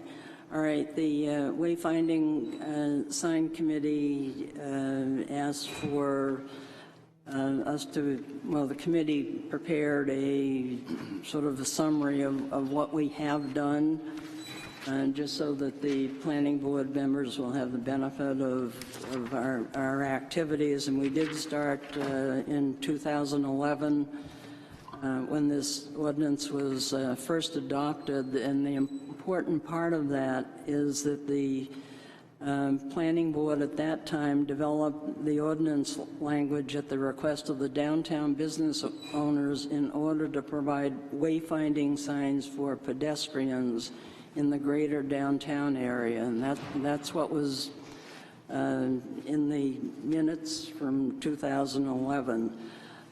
So then we ran into some issues with the signs, and in 2015, the planning board again looked at this issue. We had public meetings to discuss the wayfinding signs, and the planning board decided to form another committee, which is the committee that's still meeting, to focus on developing a plan that includes pedestrian wayfinding signs on public property for the greater downtown walking area. That's why the committee was formed. So then we go through the history of what the committee has looked at, and it's, first of all, we've looked at a lot of plans, and they're all pretty costly in order to implement, so that was an issue that the committee certainly had to come to grips with. We also wanted to make sure that whatever we came up with would be available for any businesses, and so that was another issue we were trying to come to grips with. So we finally did come up with a couple drafts, but then, as you can see from our minutes, we finally decided that the whole issue really needs some more thought, because we didn't know who was going to be responsible for maintaining the post and the signs, who was going to dig the holes in the right-of-way, and so there are still more issues that the sign committee needs to look at, which we plan to do. We did come to some conclusions about the fact that we would like to see kiosks in 4 different locations. Then the wayfinding sign committee got together once the petition was submitted, and the committee asked me to forward the minutes to you members of the planning board. But I think the important thing that needs to be pointed out is that this petition warrant article talks about putting signs, business directional signs, on private property and public property, and does not limit it to the greater downtown area. These signs could be up at the corner of Wambach Road and North Main Street, or any intersections that people would want to put them, I guess. So I think This is a situation that really needs to be looked at very carefully, and certainly what is being proposed in the petition is not consistent with what the charge of the Wayfinding Sign Committee was in 2011 or 2015. Okay, so I'm going to open the public hearing now. Any members of the public that want to speak to this issue, if you'd come on up and make your comments. Good evening. Good evening. My name's Roger Murray. I'm a member of the Wayfinding Sign Committee, but I'm not here on behalf of the committee tonight. I should note that I've owned a business in Bayside Village off Mill Street in Wolfeboro since 1982. I fully support the report of the committee and its recommendations, its conclusions. I think it also points out the problems we encountered in trying to come up with an ordinance that would be fair to all businesses and would actually be workable. I think we also agreed that the current ordinance needs to be addressed, but this proposed amendment is not the answer. As Kathy pointed out, this allows the business directional signs anywhere in town. So a landowner with a house in a residential district could suddenly find a post going up in front of his house if he's on a town road. There's no limit on the number of signs that could go on the post, and there's no height restriction in this amendment, so presumably it could be 15 feet tall as required for a freestanding sign. You may be able to put it up in a residential district, but you cannot put up a post on Main Street, Center Street, Route 109 or 109A unless it was on private property. And when it comes to the limits of the state right-of-way, where that ends and private property begins, that's a very interesting question.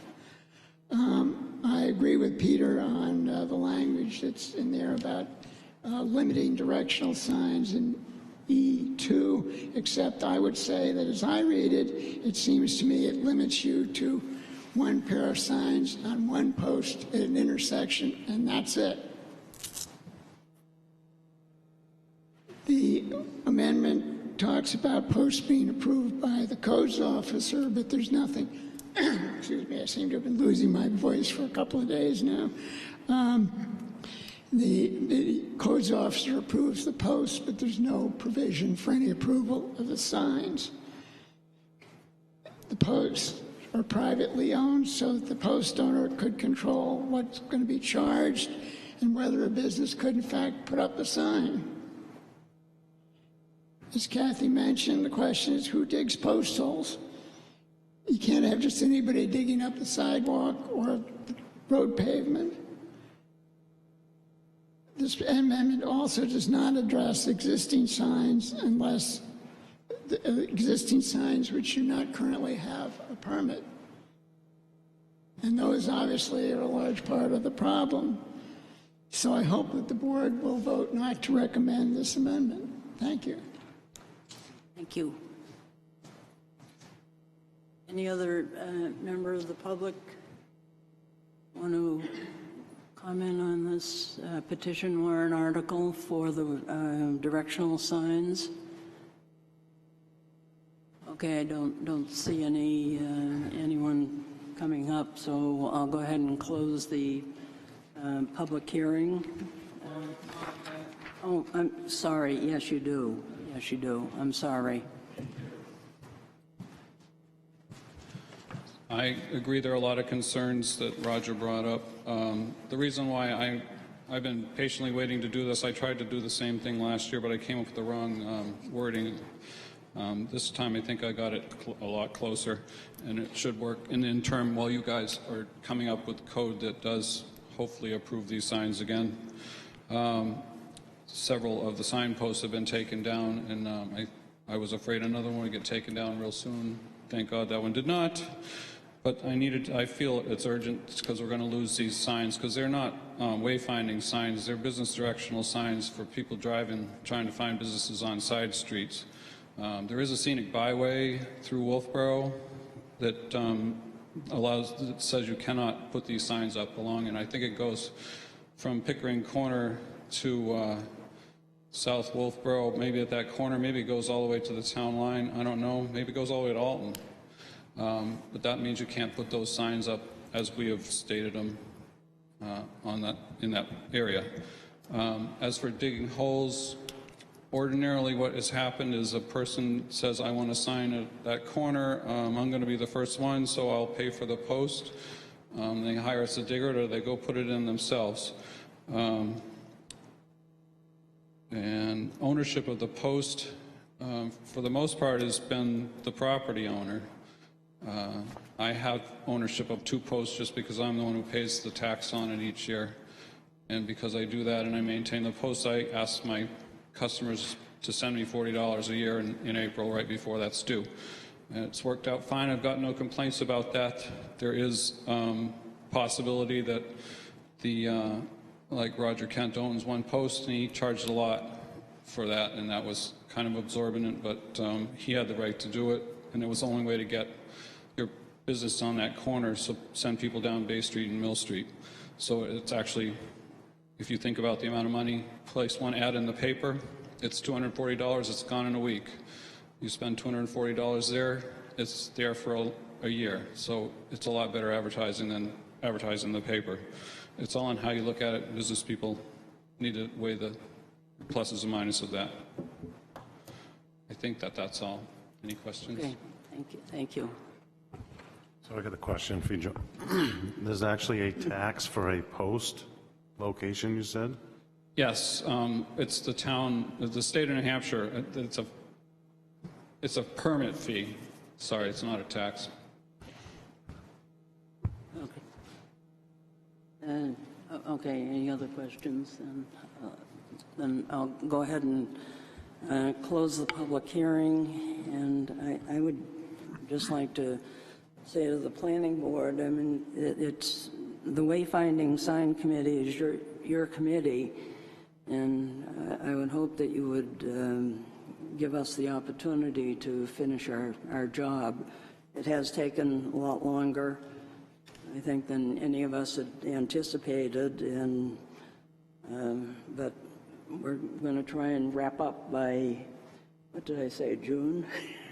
It's always being positive in my thinking and planning, but we would like to be reporting back to you in June of 2019 with our suggested changes, which I think are more in keeping with what the planning board had asked us to do than the petition warrant article. So any thoughts or motions on the, yes, Go ahead. Go ahead, John. Well, I'd like to clarify a couple things that I remember as being on the Wayfinding Sign Committee. It was enacted around 2011, and we had a great group of people. I remember the EDC was there, Mary, Steve Durgan, Alan Harding, Kathy Eaton, Cindy Patton. It was a great group. Paul Zimmerman, we all had a great discussion. I think what we're seeing here in front of us is a lot of the things that we had come up with that one particular day when Rob Hausman was here and we were at the library. I think we came up to the conclusion that we had 6 locations on on town property that we were going to look into. We were going to discuss it with the town public works director to actually go out and see that this spot was feasible. We were going to see how the post interfered in any safety area, and we were going to go from that safety area up and see how many signs we could get on there. At that point, I think we came to the conclusion of maps, apps, and kiosks, and we had a good little committee going with a good little theme. It seemed like as we moved on and to the next meeting or so, things kind of dropped off and other things were put on our plate as, well, we want to do this look. But it really wasn't the committee that was putting those out. It was Rob who was saying, well, we'd like this look here because my daughter goes to this town. And I think the point that we were hearing was a lot of the merchants in town liked the signs the way they were, and they didn't really want to change them, and they were wondering why we were doing what we were doing. We were trying to add to it with the maps, apps, and kiosks, but the sign thing was really came into play in 2014 when Kathy writes here that was the Public Works Director brought to the attention of the Select Board, as I remember it, and then the Select Board gave the notion to the Planning Board that this was a top priority and we needed to solve this right away. That was 4 years ago. If I was in business and I had somebody do something for me and it was 4 years ago, I would have gone somewhere else. So really, to me, we've been pretty ineffective. I think we have to ask the question, what do our people want? Where are the stakeholders? I was glad to see the stakeholders put something forward. Unfortunately, it did incorporate private property, and I'm not really in favor of that. What I'd like to see is I'd like to see us get to business and actually put something out so that it's concrete. I think we have a problem here. We have a use problem and an implementation problem because the selectmen put it in our lap, but a lot of the things to implement it, costs, we have no control over. So it has to go back to the selectmen because they have to approve certain aspects of the cost and who's going to take care of these. Absolutely, it was the Public Works Director at the time, but they were trying to make that something where it was safe, and we didn't come to a resolution on that. And if you look on the bottom of the page, those are some of our problems. So I think as a wayfinding sign committee, we can come up with those solutions of use, and then I'd like to at least make a motion that we sit with a select board so we can get this done together and not pass it back and forth and be done with it. Okay. Other comments, Peter? I was on the committee. I still am, I guess. And some of the issues that we have are, the cost of the installation, and therefore who pays for it. If it's on private property and the owner says, I don't want that business sign up there, they could either put a very high price to put your sign on my signpost, or they could just say, I don't want it there. So therefore, if it is on private property, there are some real issues as to how the ownership occurs. Can you put things there or you don't want them there? And I think the other thing that is missing, and I ended up hearing that these are for drivers to see. And the original intent of these was for pedestrians. And we end up finding that I think most drivers these days end up using their GPS. They say, where am I going? And the car takes them there. And so if you're driving down the road and you're going to look at a sign which is 6 or 8 inches by this, and the print is so small, you can't possibly see those driving in your car. So therefore, they aren't really useful to the people in the cars. They were designed for the pedestrians. And the pedestrians probably also are using their GPS to find things. The committee also talked about the idea that if you end up having a sign at Black's, which ends up pointing to some store down the road, you can see their signs from there anyway. And if there's a sign which says Bradley's, some person who is new to town sees Bradley's, well, what is it? They don't know that it's a hardware store. And so therefore, in many ways, these signs are very inefficient anyway. Go ahead, Mike. Madam Chairman, I think the board should recognize the public frustration around the length of duration considering a sign ordinance. 4 years seems like an awfully long time to be working on a sign ordinance. That said, this is a very complicated sign ordinance. I think members of the public will even understand that. The solution... Committee members might be frustrated also. Okay, I'm not being a committee member, I can't speak to that, but I would just take your word for it. This solution presented has been shown to be flawed.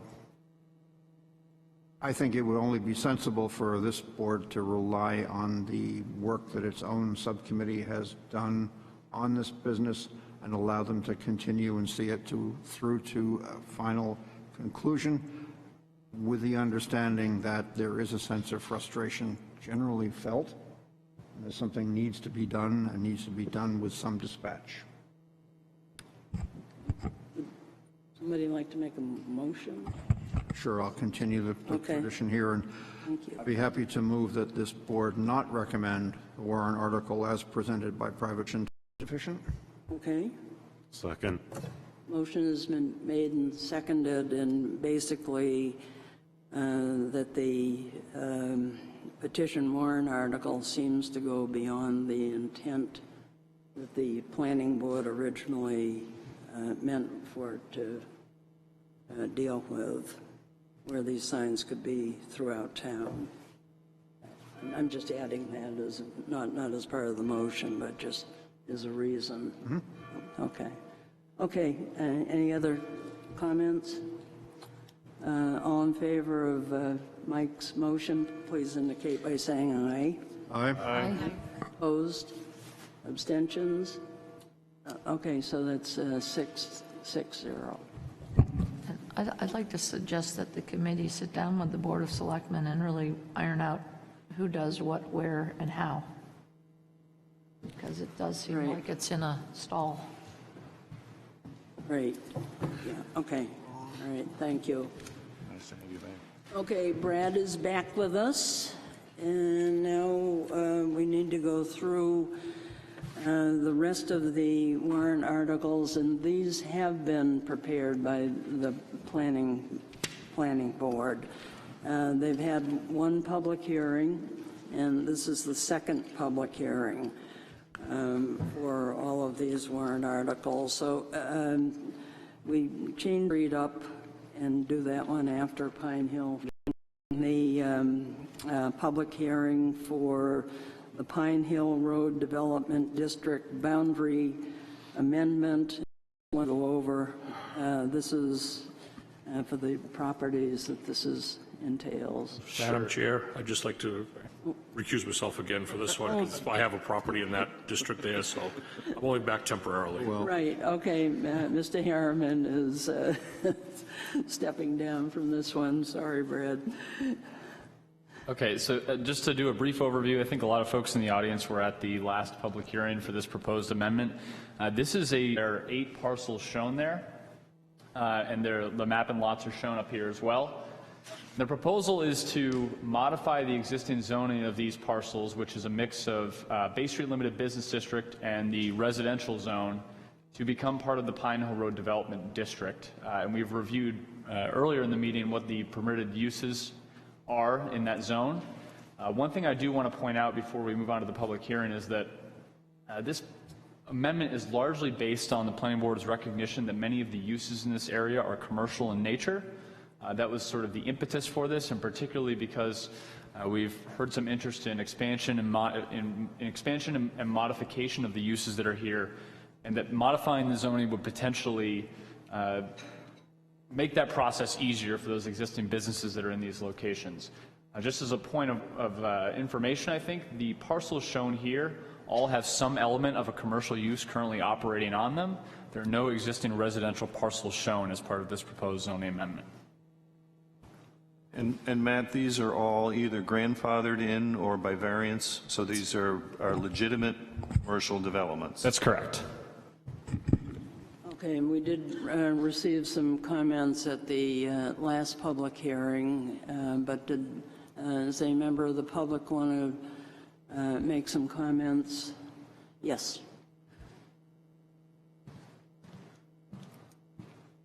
Hi, Kirk Beswick from Taylor Community. I'd like to make a couple of comments, and I also have a question, clarification. I'd also like to offer that Taylor community is very interested in participating in economic development and some of the long-term strategic planning since we have a vested interest. So I'm throwing that out there. I also want to point out that we were not directly notified of any of the warrant articles either. We heard peripherally. We got them in the mail from some of our interested parties. So in regards to this, I have a question, and I think I should have asked it during the last or the first warrant article. I have a question how non-conforming lot usages, when the property changes hands, is considered to continue that non-conforming usage. And I'm specifically thinking about Victor's property because that was a residential property that had been kind of utilized in a commercial capacity. Then it was abandoned, and then the next purchaser continued that non-conforming utilization. Yep. So I guess I'm asking Matt, but I have a concern on how the town of Wolfeboro, because Polini, which I'd like to talk about in a minute, I think is in a residential or was in a residential zone. Right. It got grandfathered in as a commercial property. And now we're talking about, well, let's just make it commercial. So tell me how, when properties change hands and they're not conforming, that goes forward. So there's we no... should speak only to the Polini property and not Mr. I'm going to speak in generalities here. So okay. when a property is transferred, there's no trigger from the zoning side of things. So there's no trigger that requires our review or any trigger that ends the nonconformity of the use. As a result, a property that's currently a manufacturing plant, if it were transferred to a separate ownership, the manufacturing plant use would not expire at that point in time. The expiration is based on a time limit. It's a 1-year time limit from when a use is abandoned functionally under law, that use, the nonconformity, then ceases to exist.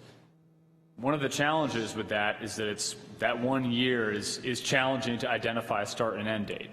But that is generally how we identify when a non-conforming use sunsets under our current ordinance. Does that help answer the question? Yeah, I think we talked about that briefly before, Matt. But I guess here's my concern. Zoning, by its definition, is designed to protect from individual random utilization of properties, right? So by allowing non-conformity to exist, why wouldn't a town or a municipality take the opportunity to say, well, this shouldn't have happened in the first place. Let's relook at this. This is a different zoning. We shouldn't allow this to continue, especially if you're going to knock a building down and rebuild it in the same non-conforming capacity. You're absolutely right. And zoning ordinances by nature are intended to rectify nonconformities. That is what they're intended to do. However, many municipalities have recognized that taking an approach that immediately ends the nonconformity is not reasonable. And as a result, that's why these abandonment clauses have been installed. So you're absolutely right. That's what a zoning ordinance should do. But the 1 year is built in as sort of a reasonableness measure as the town for nonconforming uses that, particularly in New Hampshire, when zoning in many cases is 40 to 50 years old or less, they've tried to be reasonable with those changes of uses and changes of ownership through those clauses. Sure. I mean, understandably, growth occurs, changes happen, neighborhoods change. I guess what I'm trying to get my hands around is when we have the opportunity to fix some of these mistakes, nonconformities, that's the opportunity you should take to do it versus a global rezoning of a district is to fix some of those errors that have happened over time. From Taylor's perspective, Polini exists. They've been there long before Taylor owned our property. Our concern is that, again, you're taking a non-conforming utilization, long-standing. Obviously, Polini's have been good neighbors, no problem with that. However, there's 2 lots of record there, one which is primarily being used for excavation and their primary source of business. The other one, the southernmost parcel, abuts our residentially zoned property. And so 20 years from now, the heirs of that business decide, well, let's go do that. And our subsequent tenants or residents will be then faced with a lot of commercial activity right against our residentially zoned property. Again, we're back to the same thing we discussed in the beginning, but our concern is right now it's okay, although our residents that are still here will tell you that we hear Polini every day. Okay, it was there when we moved in, and it's really not that bad. I think we live with it. But what if they develop that other property? Because now we said, That southernmost piece is now a commercial zone property. They can do some other things on that property. What if Polini retires and sells it to somebody else and they decide to do something else, industry, kennels, contractor yards? Our concern is not just for today, but down the road, because as someone mentioned, zoning is in perpetuity. So then going forward, that property now is commercial, abutting our wetland, which is right across from Barbara Woods, who spoke earlier. That's our concern. That southernmost piece of Polini's property should remain probably grandfathered, but still remain as a residential zone because it abuts our 30 acres of residential zoning. That southernmost property here is storage of material only. Right, they do use it, but you can see there's only a little bit of that property is really fully developed. Yeah. So there's an example of the material they store in that lot. Sure. So again, that's what I wanted to express. We just have concerns over that. We understand, and I think someone else pointed out there's lots of other property that can be developed further on. But again, we have a very residential neighborhood there that we could hear that activity. Any further development will be to the detriment of our community. Thank you. Thank you. Can we speak a little bit here?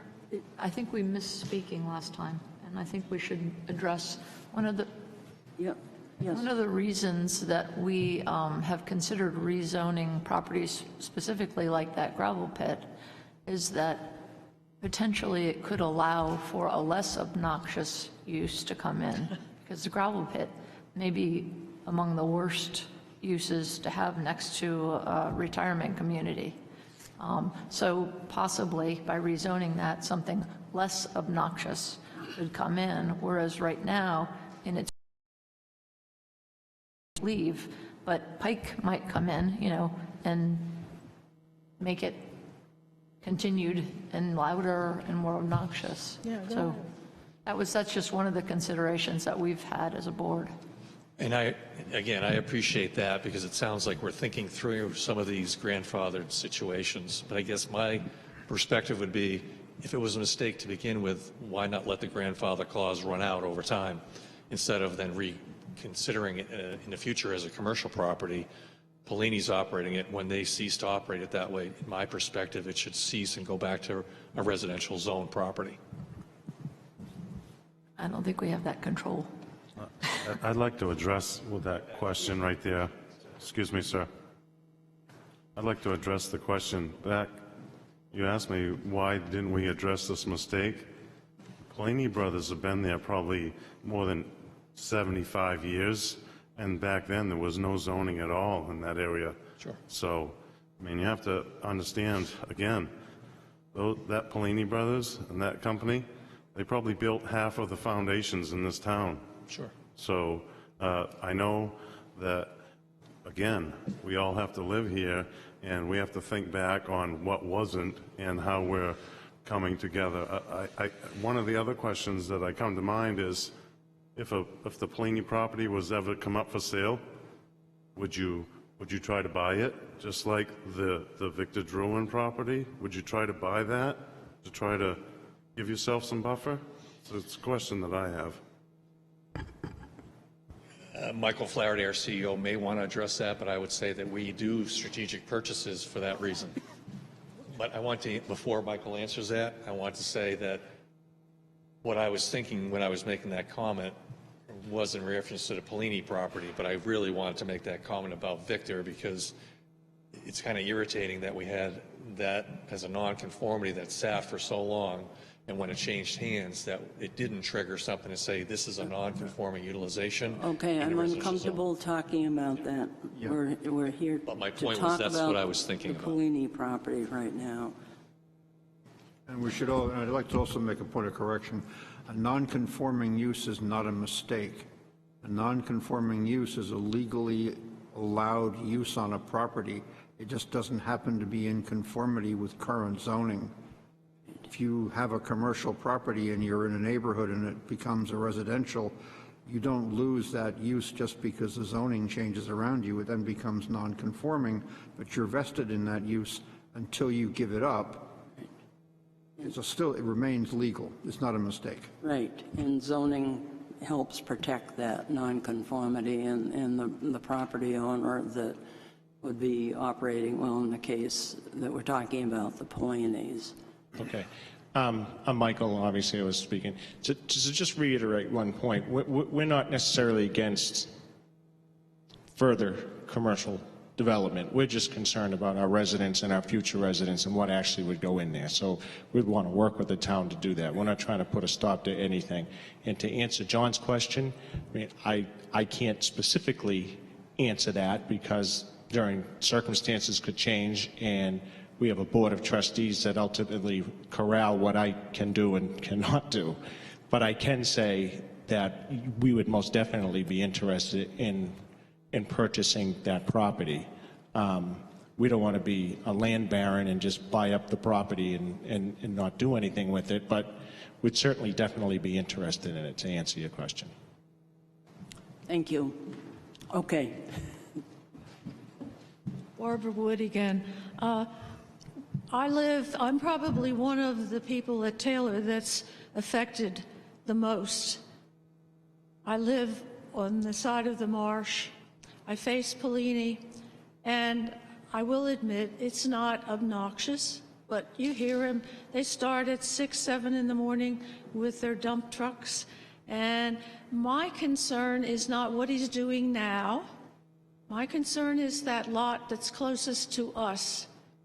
If that were to be made so that it were more obnoxious, we have, I'm trying to think, 2, 4, 6, we have probably 10 of the 24 houses abut that side of the marsh. And the sound carries. I hear it in my bedroom, I hear it in my kitchen, I hear it in my den. And I'm just saying, my concern is in the future that I don't want something in there that's going to have a lot of noise. And I may not be there, but the person that is in my house certainly wouldn't want it either. So again, I'm not opposed to development, but I'd like to see the right kind of development. Thank you. Okay, thank you. Yeah, just a second, Suzanne. There was someone else had their hand up.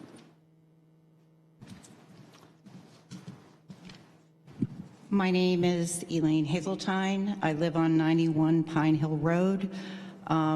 I want you to know I'm not in favor of this. I know that you're reconsidering it. I'm hoping that you're going to think before you go further with this, because I am a resident. I don't own a business there. However, I am across the street. These 8 parcels are at the beginning of Pine Hill Road. I'm further up. I'm across from Winnipesaukee Lumber. For 6 days a week, I listen to trucks come in and out of Winnipesaukee Lumber. I look out my window and I see a galvanized fence the length of the property. And to the left of the property, I see an overhang with wrapped materials and sometimes unwrapped materials, and that wrapping ends up on my lawn, and I need to take care of it. This also impacts the cars and the trucks that come in and out of Winnipesaukee Lumber. At 3:30 in the morning, I wake up to a tractor trailer that has been waiting with the motor running for the lumber company to open up so that they can deliver materials. As a resident, it is very hard to block this out a lot of the times, but I have learned to live with it. The lumber yard has been there for many years. I've actually been on my property for 43 years and take pride in my home and want to keep it that way. To add these 8 parcels to the Pine Hill Road Development District and the uses that you have listed here don't really seem to improve any residential any residential property on that right-hand side of the road. So I'm trying to understand why you would reconsider this. My feeling is, if it's broke, don't fix it. The businesses that are on that road right now, I'm 2 neighbors up from the Magazinis. It's a very quiet business. Any heavy industrial companies that might come in might not impact me immediately, but they will impact me down the line, along with my neighbors to the right and the left of me. So I hope you'll reconsider this and take the residents in mind rather than the businesses. Thank you. Okay, thank you.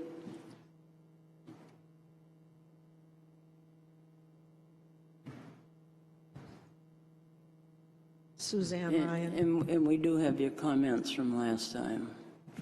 We do have your comments from the last meeting that you left. Suzanne, your comments from the last meeting, they were provided to the... Oh, okay. A little different tact. Okay. Non-conforming use, since it was brought up.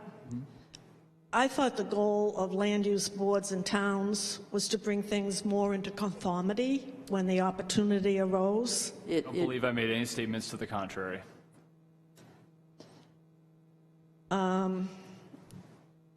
What this previous lady said was, if it ain't broke, don't fix it. In other words, we have, as a town, given variances over there for expansion, for change of use or expansion of use. So there is a remedy for those that already have businesses there. A comment was made that we look at this as though we're trying to make it better for people, or something similar to that was said. When you just go through the permitted uses and extrapolate out some of them, assembly operation, storage and use of heavy industrial or mechanical equipment, metal shops, printing plant. I'm not going to go through them, but that's going the other way. Right now, I think that a lot of that was said on the previous about Filter Bed Road could be applicable to this. The uses are too heavy for what was zoned, or deliberately zoned, a residential zone. It needs to be looked at again, and I'm just going to say a couple things more. I'm not even so sure that this doesn't fall into some sort of spot zoning, but that argument can be made either way. There's a lot of case law out there on it, but there is a case for, Matt would probably like to look it up, Boise versus Portsmouth. And in that, some of the information that came out of that was changes in zoning boundaries, uses, can be justified only when they are for the purpose of promoting health, safety, and morals, or the general welfare of the community. Something else that comes out of that, furthermore, they must be made in accordance with a comprehensive plan. We haven't finished the master plan. To bring this is premature. We already have a plan that does not allow for this, and we're asking to change before we get the master plan. And adjoining property owners are entitled to rely on the rule that a classification once made will not be changed unless the change is required for the public good. Because these people can continue doing their commercial business on those lots, I don't know what the good is, weighing it against the bad things that can happen on those lots if those present owners choose to implement a storage facility for heavy mechanical equipment. That's just throwing out that one of the examples. At your meeting of 1/8/19, I tried to lay out the sequence of how the planning department and the planning board came to rezone Pine Hill Road and delete or repeal the very uses you are now proposing. That plan process in 2010-11, and Kathy, you were around then. I don't know if the others were. Peter, not Peter, but John, you may have been. I don't know. That's when I left. But it laid out, it deliberately, methodically laid out the intention of providing for the need of housing, elderly housing, affordable housing in the Harriman Hill, and to make compatible residential uses in accordance with the goal of the master plan. It was one of the largest rezoning undertakings in a long time, and I remember going to that meeting and reading and following, and I was really nervous about it. I said, geez, they're pushing everything down in the village and then pushing all the residential out that way, and what's going to happen to 28, and what's going to happen north of North Line Road, and they changed the wording of agricultural, rural, residential. It was a big change, and let me say, change that were made. It was a total rezoning, and it worked. It's working. It did work. The zone as it is now provides for much needed affordable housing. In fact, at a December 14th, 2010 meeting, planning board hearing, the Economic Development Committee, and I'm taking a quote, was supportive of the Pine Hill Development District to residential as well as the overarching zoning plan, rezoning plan. The master plan was and is followed. That plan has worked just fine without any real impact to the residential area. The town got built some of the Harriman homes, and even the few who wanted to do something other than their property have received conditional variances. It is working. Why would you want to revert back and introduce industrial commercial uses for just a few? And I'm not going to read the examples of, they've been discussed on both articles of some of the hard allowed uses, and especially the one by special exception. Your article language cites that this change as a boundary amendment, when in fact it's a zoning use change. And I doubt that the voters or the public will be aware that the zone is going to have a change of use allowed from residential to commercial industrial. The purpose of the uses of district is intended to regulate use of land for protecting the public general welfare, and the section 175(1) is adopted in accordance and in order to implement the master plan for orderly growth, to protect natural resources from degradation, and further to ensure that the timing, location, and nature of new development takes into account financial impacts on proposed uses, not just to satisfy a few landowners. And so I would ask you, please withdraw your proposal at this time until the new master plan is developed, and keep it residential until that time. Thank you. Okay, thank you.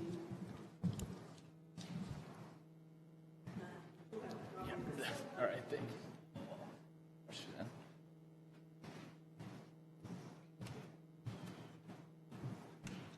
Bruce Turkelson, 42 Taylor Drive. But I'm here because Edie Damaris didn't stay long enough. And the reason is that if you look at the road that goes, I think it might be, I don't even know the name of the road, but it goes to Harriman Hill, residential low-cost housing. Okay?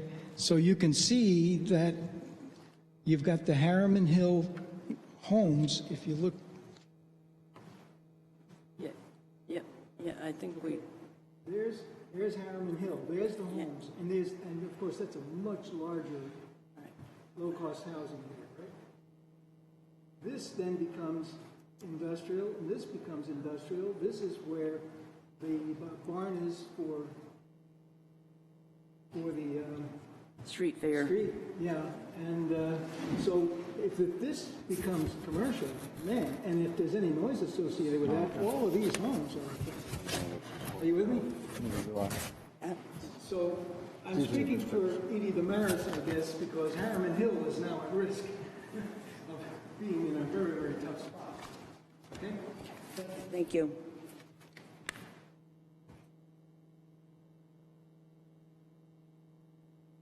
Okay, anyone else?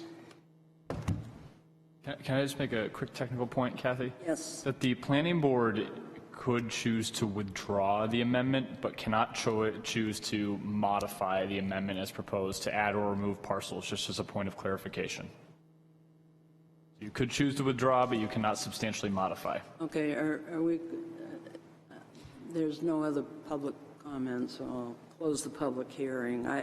I really think we should consider withdrawing this amendment, but again, I want to remind everybody, I did mention that I received an abutters notice, but that's not the reason. The reason is because of the testimony we've heard. I really would like to see us withdraw and then work with the Taylor Home folks. I think they've raised some legitimate issues. I'm not sure we were all aware that they still could build, I think they said 16 homes, and they are having some discussions about an assisted living facility. I think that needs to enter into any thinking that we do. We've heard from residential property owners. None of the property owners that we're talking about rezoning have even gotten in touch with us.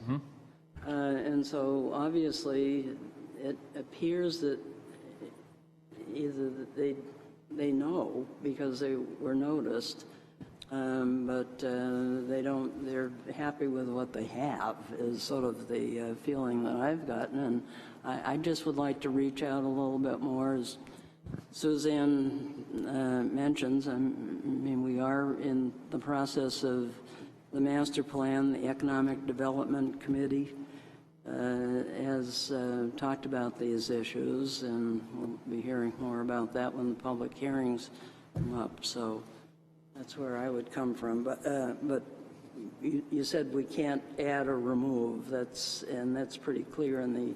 That's very clear in the RSA. Correct. So. I have a question, and it's, let's say one of these properties, they stop being commercial for the year that's required. Sure. That property presently would then revert to rural. It would refer to general residential, or Bay Street Limited, depending on which zone it's currently in, Peter. So therefore, that is the option. If this goes through, then if that commercial operation stops being commercial, it still is commercial. Correct. Yeah, the night security, they have a variance. So it's not going to make any difference to any rezoning, wouldn't make any difference for them. Street fair barns, they have a variance. Accidents. They've received 2 variances for new development. Variances, and we're going to be seeing a site plan for that. Further, I received a call from the owner of the Pine Hill Storage property today, and as mentioned as part of the last public hearing, he was concerned that the change, while it would bring his use into compliance, the lot coverage would actually limit his ability to develop the property, and he was not supportive of the change, or felt that he was conflicted. Madam Chairman. Yeah, I'm sorry. Yes. I will not go into my spiel, simply make a motion that this board withdraw amendment number 5. Okay. I second that, and I think that the consideration should go to the new land use committee to discuss this particular area. Yes. And possibly come up with a new set of uses. Right, yeah, thank you. Okay, motion has been made and seconded. Any other comments? And I really think it does need to go on our work program. Well, I guess my comment would be the existing uses, the existing commercial work can still go on for another period of time. We can then end up making the plan at another time, which might be more appropriate. Yes. Right, okay. And just to clarify the motion, that's to withdraw amendment number 5 for the Pine Hill Road Development District. That's what you're... That's my motion, yeah. Okay. Seconded. And seconded. And I'll call the question. All in favor, please say aye. Aye. Aye. Opposed? Abstentions? Aye. You're abstaining, John? Okay. Okay, so 5 and 1 abstention, and Brad stepped down from this one. Okay? All right. Okay, on to the next one. And we're just changing the order to talk about the Bay Street Limited Business District, 175-2C9. This is just a minor revision to rectify an inconsistency between the zoning map and the zoning description, where these 3 parcels have been shown on the zoning map as Bay Street Limited Business District, but not included for some reason in the description. So they would be modified to match that zoning map that we've had in place for several years. And this was discovered in redoing the zone map? That's correct, and you'll likely see additional changes next year that we're seeing and in reviewing the zoning descriptions, but this is the first one that we thought we could tackle this year quickly. Okay, so I'll open the public hearing on Bay Street Limited Business District. Okay. The question is, language takes precedent over the map. That's correct. It's back at my seat. One of the last planning board meetings on this area, and I didn't carry forward to see, but Hausman asked, do we want to include those lots you're speaking of? He said clickety-clack, so I think that's in that area. And I don't know what the answer was. Did they forget to tell him what to do? It's not clear from the record to me, Suzanne. I found some of the same notes, but interestingly enough, really, the zoning description was never amended, but the zoning map and even the maps represented as part of the presentation were fairly clear, but they did not include these 3 parcels in the description itself. Yeah.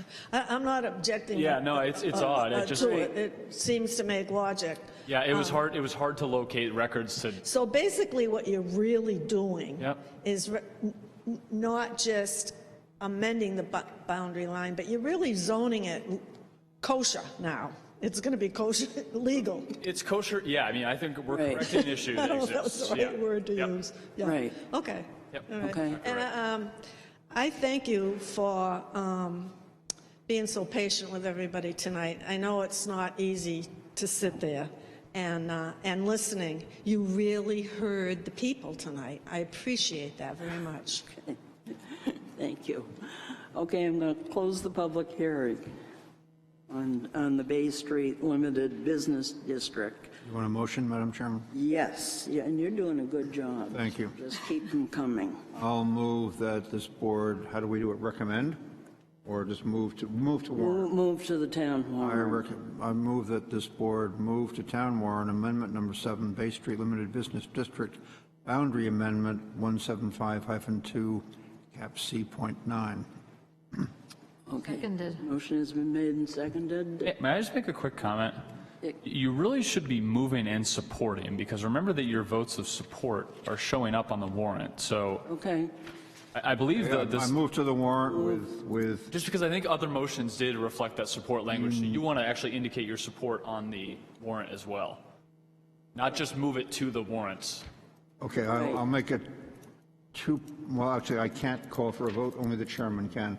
So you better make the motion, had you not? Because we got to move it to warrant and then move it into the vote. And then you want me to... All right, I'll move it to the warrant, beg pardon. I'll move that this board, I'm sorry. I move that this board move amendment number 7, Bay Street Limited Business District Boundary Amendment 175-2, cap C.9 to the 2019 warrant. Nice. And recommended? And recommend support. And to recommend. Well, I move it. If we then vote on it, Kathy will call for a vote. You can do 2 votes. That's fine. Oh, okay. All right. Okay. Well, then, so you've seconded. Seconded. Okay. All in favor of Mike's motion, please say aye. Aye. Opposed? So that was everyone, right? So we're all done then. That was unanimous. Yes, it was, but now we have to support it. Yeah, are we saying that? Yes, you should support, yes. Okay, so I'm making a motion that we support the... This is what he wants. Yeah, I'd prefer to have that in the, I'd prefer to have that. I believe that you're doing okay, enough. Can we do it Remember all? it for the next ones too, because I'm not going to. Okay. If I would agree with Suzanne. I think we're doing it anyway. You're making the motion To support the Bay Street Limited Business District. Seconded.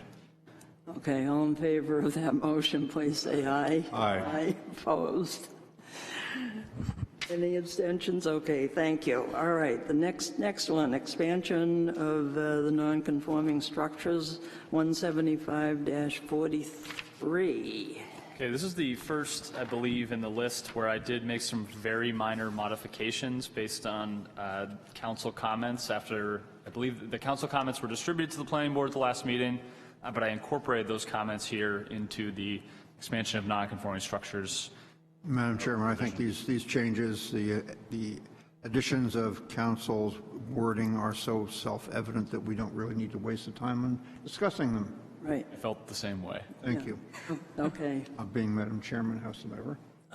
Okay, so are you going to make a motion? I'll move that we move to the 2019 warrant, amendment number 1, expansion of non-conforming structures, 175-43, as amended on the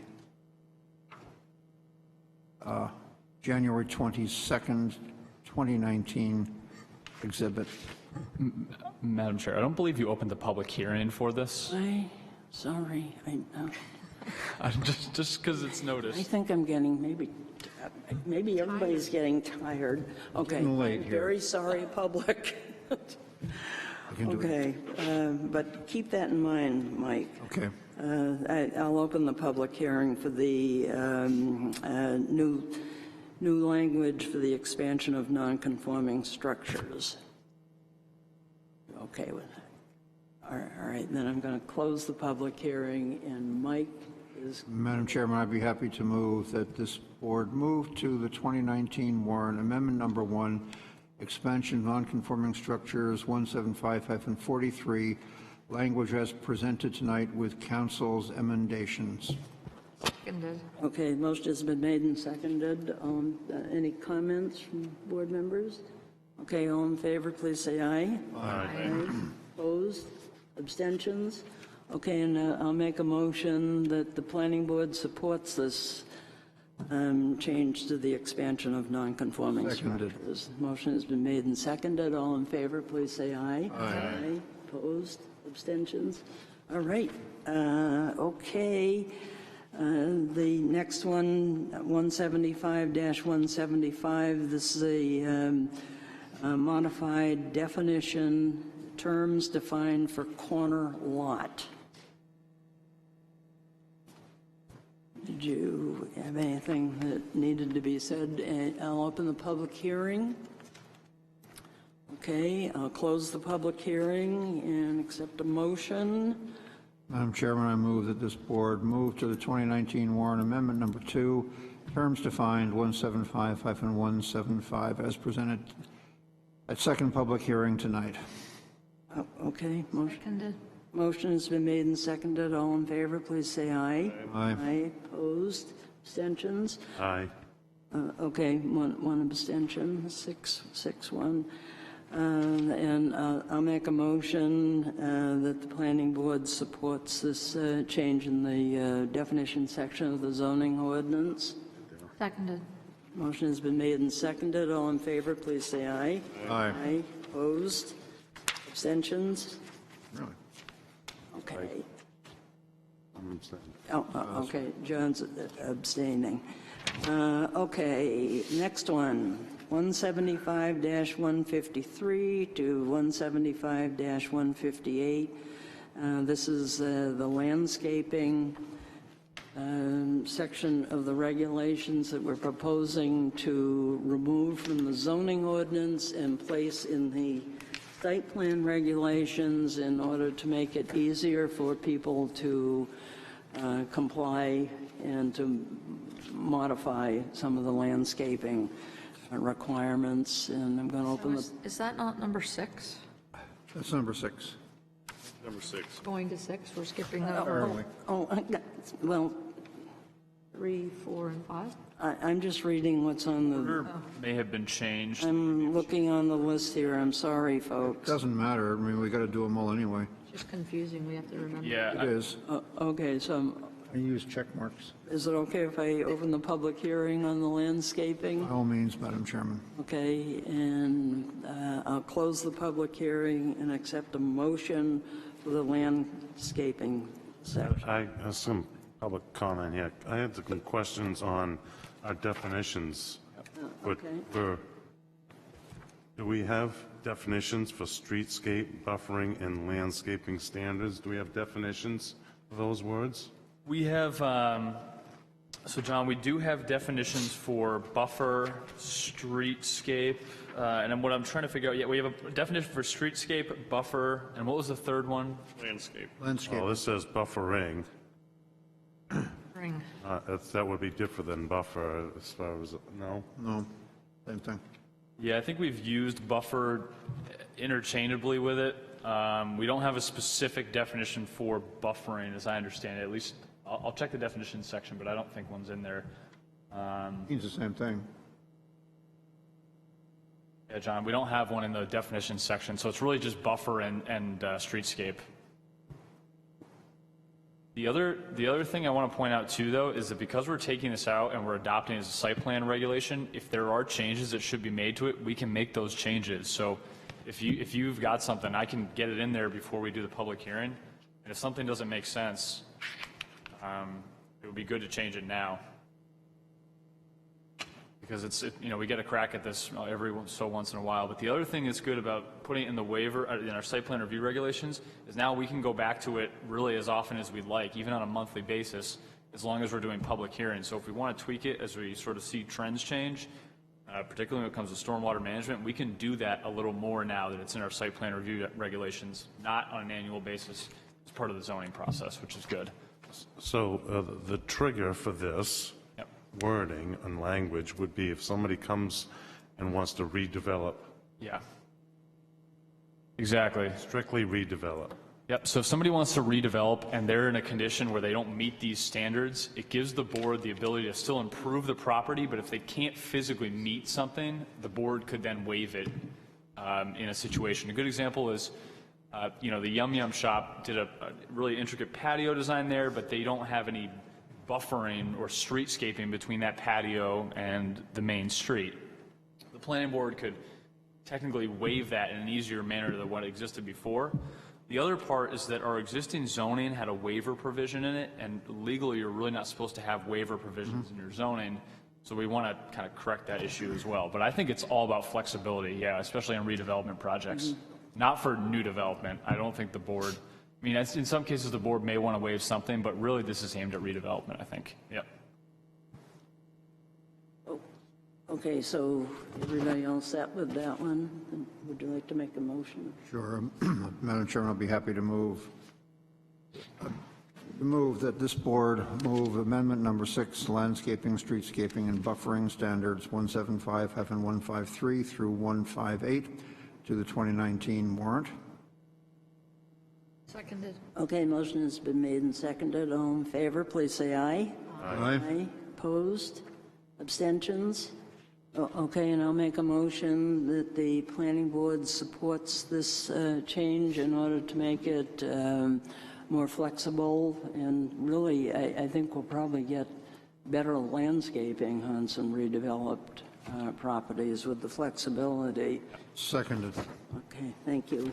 All in favor, please say aye. Aye. Opposed? Abstentions? Okay, we're gaining on it here. Where are we going now? Okay, we're going to the overlay district affordable nonprofit housing for the elderly and affordable nonprofit workforce housing. And this is 175-27.3. This basically was brought to our attention by an attorney that we had put a cap on the number of housing units that could be built, and that's not legal. It is no longer legal because the state changed the definitions in one of the RSAs. This language simply reflects the change. I don't see this language in my packet. It is number-wise. 4. Amendment 4. Sorry, I'm getting the language up here. It should be Amendment 4. Right, that's because It's a very small one on the back side of the page. Apologies for going out of order. And the language is up on the slide. The back of the parking standards. Okay. Have that? Okay, I'm going to open the public hearing on that amendment change. Okay, the public is happy, and so I'm going to close the public hearing. And I'd be happy to move amendment number 4, Article Roman numeral 4, Cap A, Overlay District, affordable nonprofit housing for the elderly and affordable nonprofit workforce housing, parens 175-27.3, closed, parens to the 2019 warrant. Seconded. okay, motion has been made and seconded. All in favor, please say aye. Aye.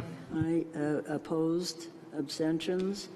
Okay, and I'll make a motion that the planning board supports this change to the affordable housing ordinance. Seconded.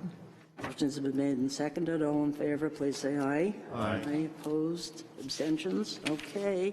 And the last one is the parking standards. This is the waivers from parking requirements 175-138. And again, this... Excuse me, a minor amendment here from council just to clarify the town attorney review clause. It makes it more logical. It certainly does, so I think it's an excellent amendment. Right. Okay. Okay, I'll open the public hearing, and I'll close the public hearing. Madam Chairman, I'll be happy to move amendment number 3, parking standards 175-138 to the 2019 warrant. Seconded. Motion has been made and seconded. All in favor, please say aye. Aye. Opposed? Abstentions? Aye. Okay, one abstention, 6 ayes. And I'll make a motion to, that the planning board supports this zoning amendment change. Seconded. Thank you. All in favor, please say aye. Aye. Aye. Opposed? And abstentions? Aye. Yeah, 1 abstention. Okay, good job, everyone. All right, on to the next. Public comment. The first time I ever heard that, Suzanne. But we thank you Yes. for your kindness. You helped me change my mind on the Yeah, that was good. Okay, so Could I just say one quick thing? I just want to thank everybody for getting through these warrants this year, particularly the non-conforming structures. I know we talked about that for, I think, 5 months or so, and I'm really happy with what you came up with, so I just want to say thank you. It was really a fun process. I mean that. You're welcome. Yeah. all right, good. Okay, the lot merger on the Lyon Family Revocable I'd Trust. be happy to move to approve this. Okay, this is just a vacant land lot being added to a developed lot so that the folks can put an addition on their home. Old Mill Drive. Does everybody have, John, you I do have. On Old Mill. Okay. Yeah, it's a vacant lot and a developed lot, exact same ownership. They'd like to do a modest addition, and because of where the property line they're not allowed to do that. They bring the lot into full conformance with area and frontage, and there are no nonconformities either exacerbated or created by this proposed merger. Okay. I'd like to have a discussion. I didn't realize that they were going to do an addition, but I would like to say that I don't like the concept of merging prime lots just for the sake of merging them so they don't have to pay taxes. And because we go into the discussion of economic and affordable housing, and there's many different areas where this isn't a good thing, but if the people want to do an addition, they have that right. I support it. Okay, thank you. I'll make a motion. Okay. Approve tax map 231-077 and 231078. Okay, motion has been made. I'll second that. And seconded. All in favor, please say aye. Aye. Aye. Opposed? Abstentions? Okay, great. The master plan purpose statement, we're going to put that, it's actually the vision, but anyway, we're going to put that off until February, right, Matt, when we'll be looking at the various chapters that have been submitted. And we're going to be doing that the second meeting in February? Yes. We're not discussing the vision statement tonight? Right, well, yeah, figured. Okay. Can I make just one observation? Sure. That's good. The largest single population inflow group into Wolfeboro, according to all the demographic statistics I have seen, are retirees. There's nothing in this vision statement that speaks to the desirability of Wolfeboro for retirees, the fact that our large percentage of our population is 65 years of age or over. It's currently 35%.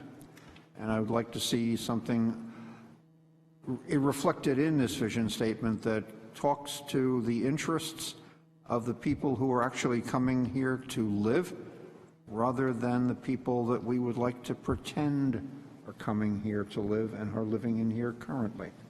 Okay, well, I'm in that retirement group, and I feel that I'm included here. It says households of all ages and income level. So I figure that I've been acknowledged as a member of that large group. Well, we're a regional center for tourism, recreation, culture, specialized health care, education, and a desirable year-round community for everybody. But the largest single chunk of our population has particular interests and needs, none of which are being specifically recognized here in our 10-year vision goal. In 10 years' time, when we come to rewrite this, of course, I probably won't be around to be doing that, that 35% figure may be 45%. Okay, well, I think that specialized health care certainly... I realize there's resistance here. There are also issues I'm not going to push the point, but I would like to see this board recognize somewhere in its vision statement that our population is graying consistently year after year, and that a graying population may not necessarily have the same interests as a regional center for tourism and recreation.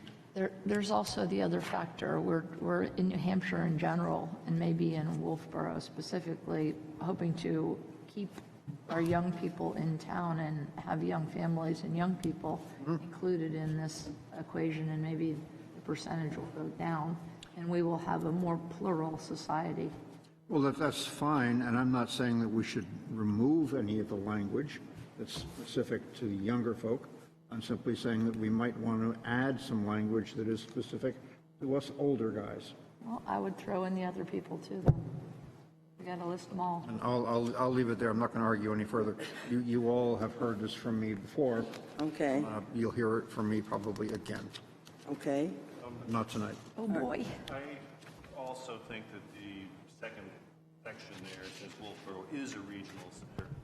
That is not really vision statement. Yeah. And so Okay. I would suggest that might be changed to Wolfeboro should continue to be a regional center, because the is It's not vision. Oh, okay. Visions are rarely boring, are they? Should continue to be. I, for one, think we should review all the chapters before we finalize this, because we don't know what they say yet. Right, right. The only reason I put it on this agenda is because we're going the next item is to appoint the members of the future land use committee, and I wanted to take something to that committee. I mean, everything's in draft form, but so I'll take it with these two suggestions. Is that okay with everybody? My suggestion gets a hearing, I'd be more than happy. Okay, can we move on then to the next item, which is the appointment of the members to the future land use committee. Let's see. Okay. Folks that signed up for the committee: Joyce Davis, Roger Murray, Ken Perry, Suzanne Ryan have all indicated, we checked with them, and they're all still interested because they signed up at the sort of at the kickoff, and they said they're still interested in being on the committee. In addition, Susan has said that she would be on the committee. Good. And Cindy Melanson has indicated an interest. Matt? She confirmed, he's run to the John. Has she confirmed that? Yes. Cindy has? Yes. Good. And then Ann Blodgett suggested Patty Cook, the Pickering House, and so, but I haven't heard whether she's interested or not, so that's pending. But the other folks have all said yes, they would like to participate, and I'm one of them also. I'll put you in there too. How many is that? That's 1, 2, 3, 4, 5, 6, 7 with me, and we didn't want to be more than 10. So, Matt, did you have any folks that for the future land use? Additional beyond what we listed? No. Okay. I did not. Okay. So I'd make a motion to appoint these folks. Would the board be open to potentially at the next meeting only to not keep the membership completely open, but if we have an additional member or two suggested to at least consider their nomination? Yeah, I think it was important to get as much new blood onto this committee as possible. I'd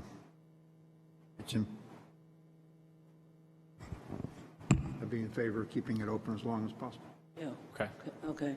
And when we ran the ad, the paper did not execute our ad when they were supposed to, so we had a delay there. So I think it's reasonable to extend. Well, I think Ann Blodgett on Patty Cook's behalf, I guess, was responding.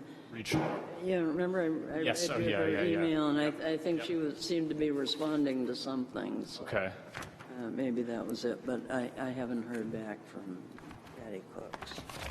Yeah, and there are a few folks I had discussed it with, but we hadn't really reached a conclusion, and they hadn't felt comfortable submitting their name. So I could certainly talk to them just to see if they might be interested. Okay, but we're not talking about more than 2 or 3 more. Yeah, right. unless anyone has another suggestion. Yes. Just thinking out a little bit here, it would be worth a while to maybe reach out to somebody in the recreation type atmosphere in the town, because I mean, that's obviously a land use in the town here with the, try to promote year-round, you know, with the cross-country skiing or all the different, you know, types of athletic stuff we could do in the town here, and get, you know, a business person from that industry in the town to maybe participate. We have to recruit one. That's a great idea. Yeah. A really good idea.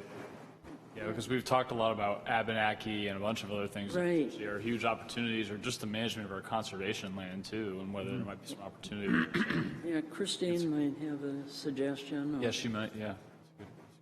Yeah, has anybody reached out to the Conservation Commission to see if any of those members would be interested? Because if we're talking about future land use, conservation ought to be part of that discussion. Okay, yeah. That's a good idea. Conservation. Okay, so anyway, can I make my motion to appoint Joyce Davis, Roger Murray, Ken Perry, Suzanne Ryan, Susan, Cindy Melanson, and myself as members of the committee, with possibly a couple more members at our next meeting? Somebody like to second? Seconded. Oh, thank you. Okay, all in favor, please say aye. Aye. Opposed? Okay. All right, thanks, folks. I would like to send these folks an email and figure out a meeting time so that we can get going. So, that's good. Thank you. Okay, the only other item is the minutes. Be happy to move to approve. All right. Seconded. Okay, motion has been made and seconded to approve the January 8th, 2019 minutes. All in favor, please say aye. Aye. Aye, opposed? Abstentions? And John's abstaining. Okay. All right, folks, I think that's it. Just a note that declaration of candidacy starts tomorrow, I believe. And we have some open spots on the board. Not suggesting that anyone leave, but just as an FYI. Who's expiring? Susan, are you going to re-up? Expiring? Kathy is. John, you were up last year, right? You're on again. I think it's Susan and myself. Yep, that's it. Is Susan going to, or Susan, are you going to re-up? I'm re-upping. Yeah, she is. She's committed. Gets to run this time. She's having such a good time. Against no one. We must be doing something.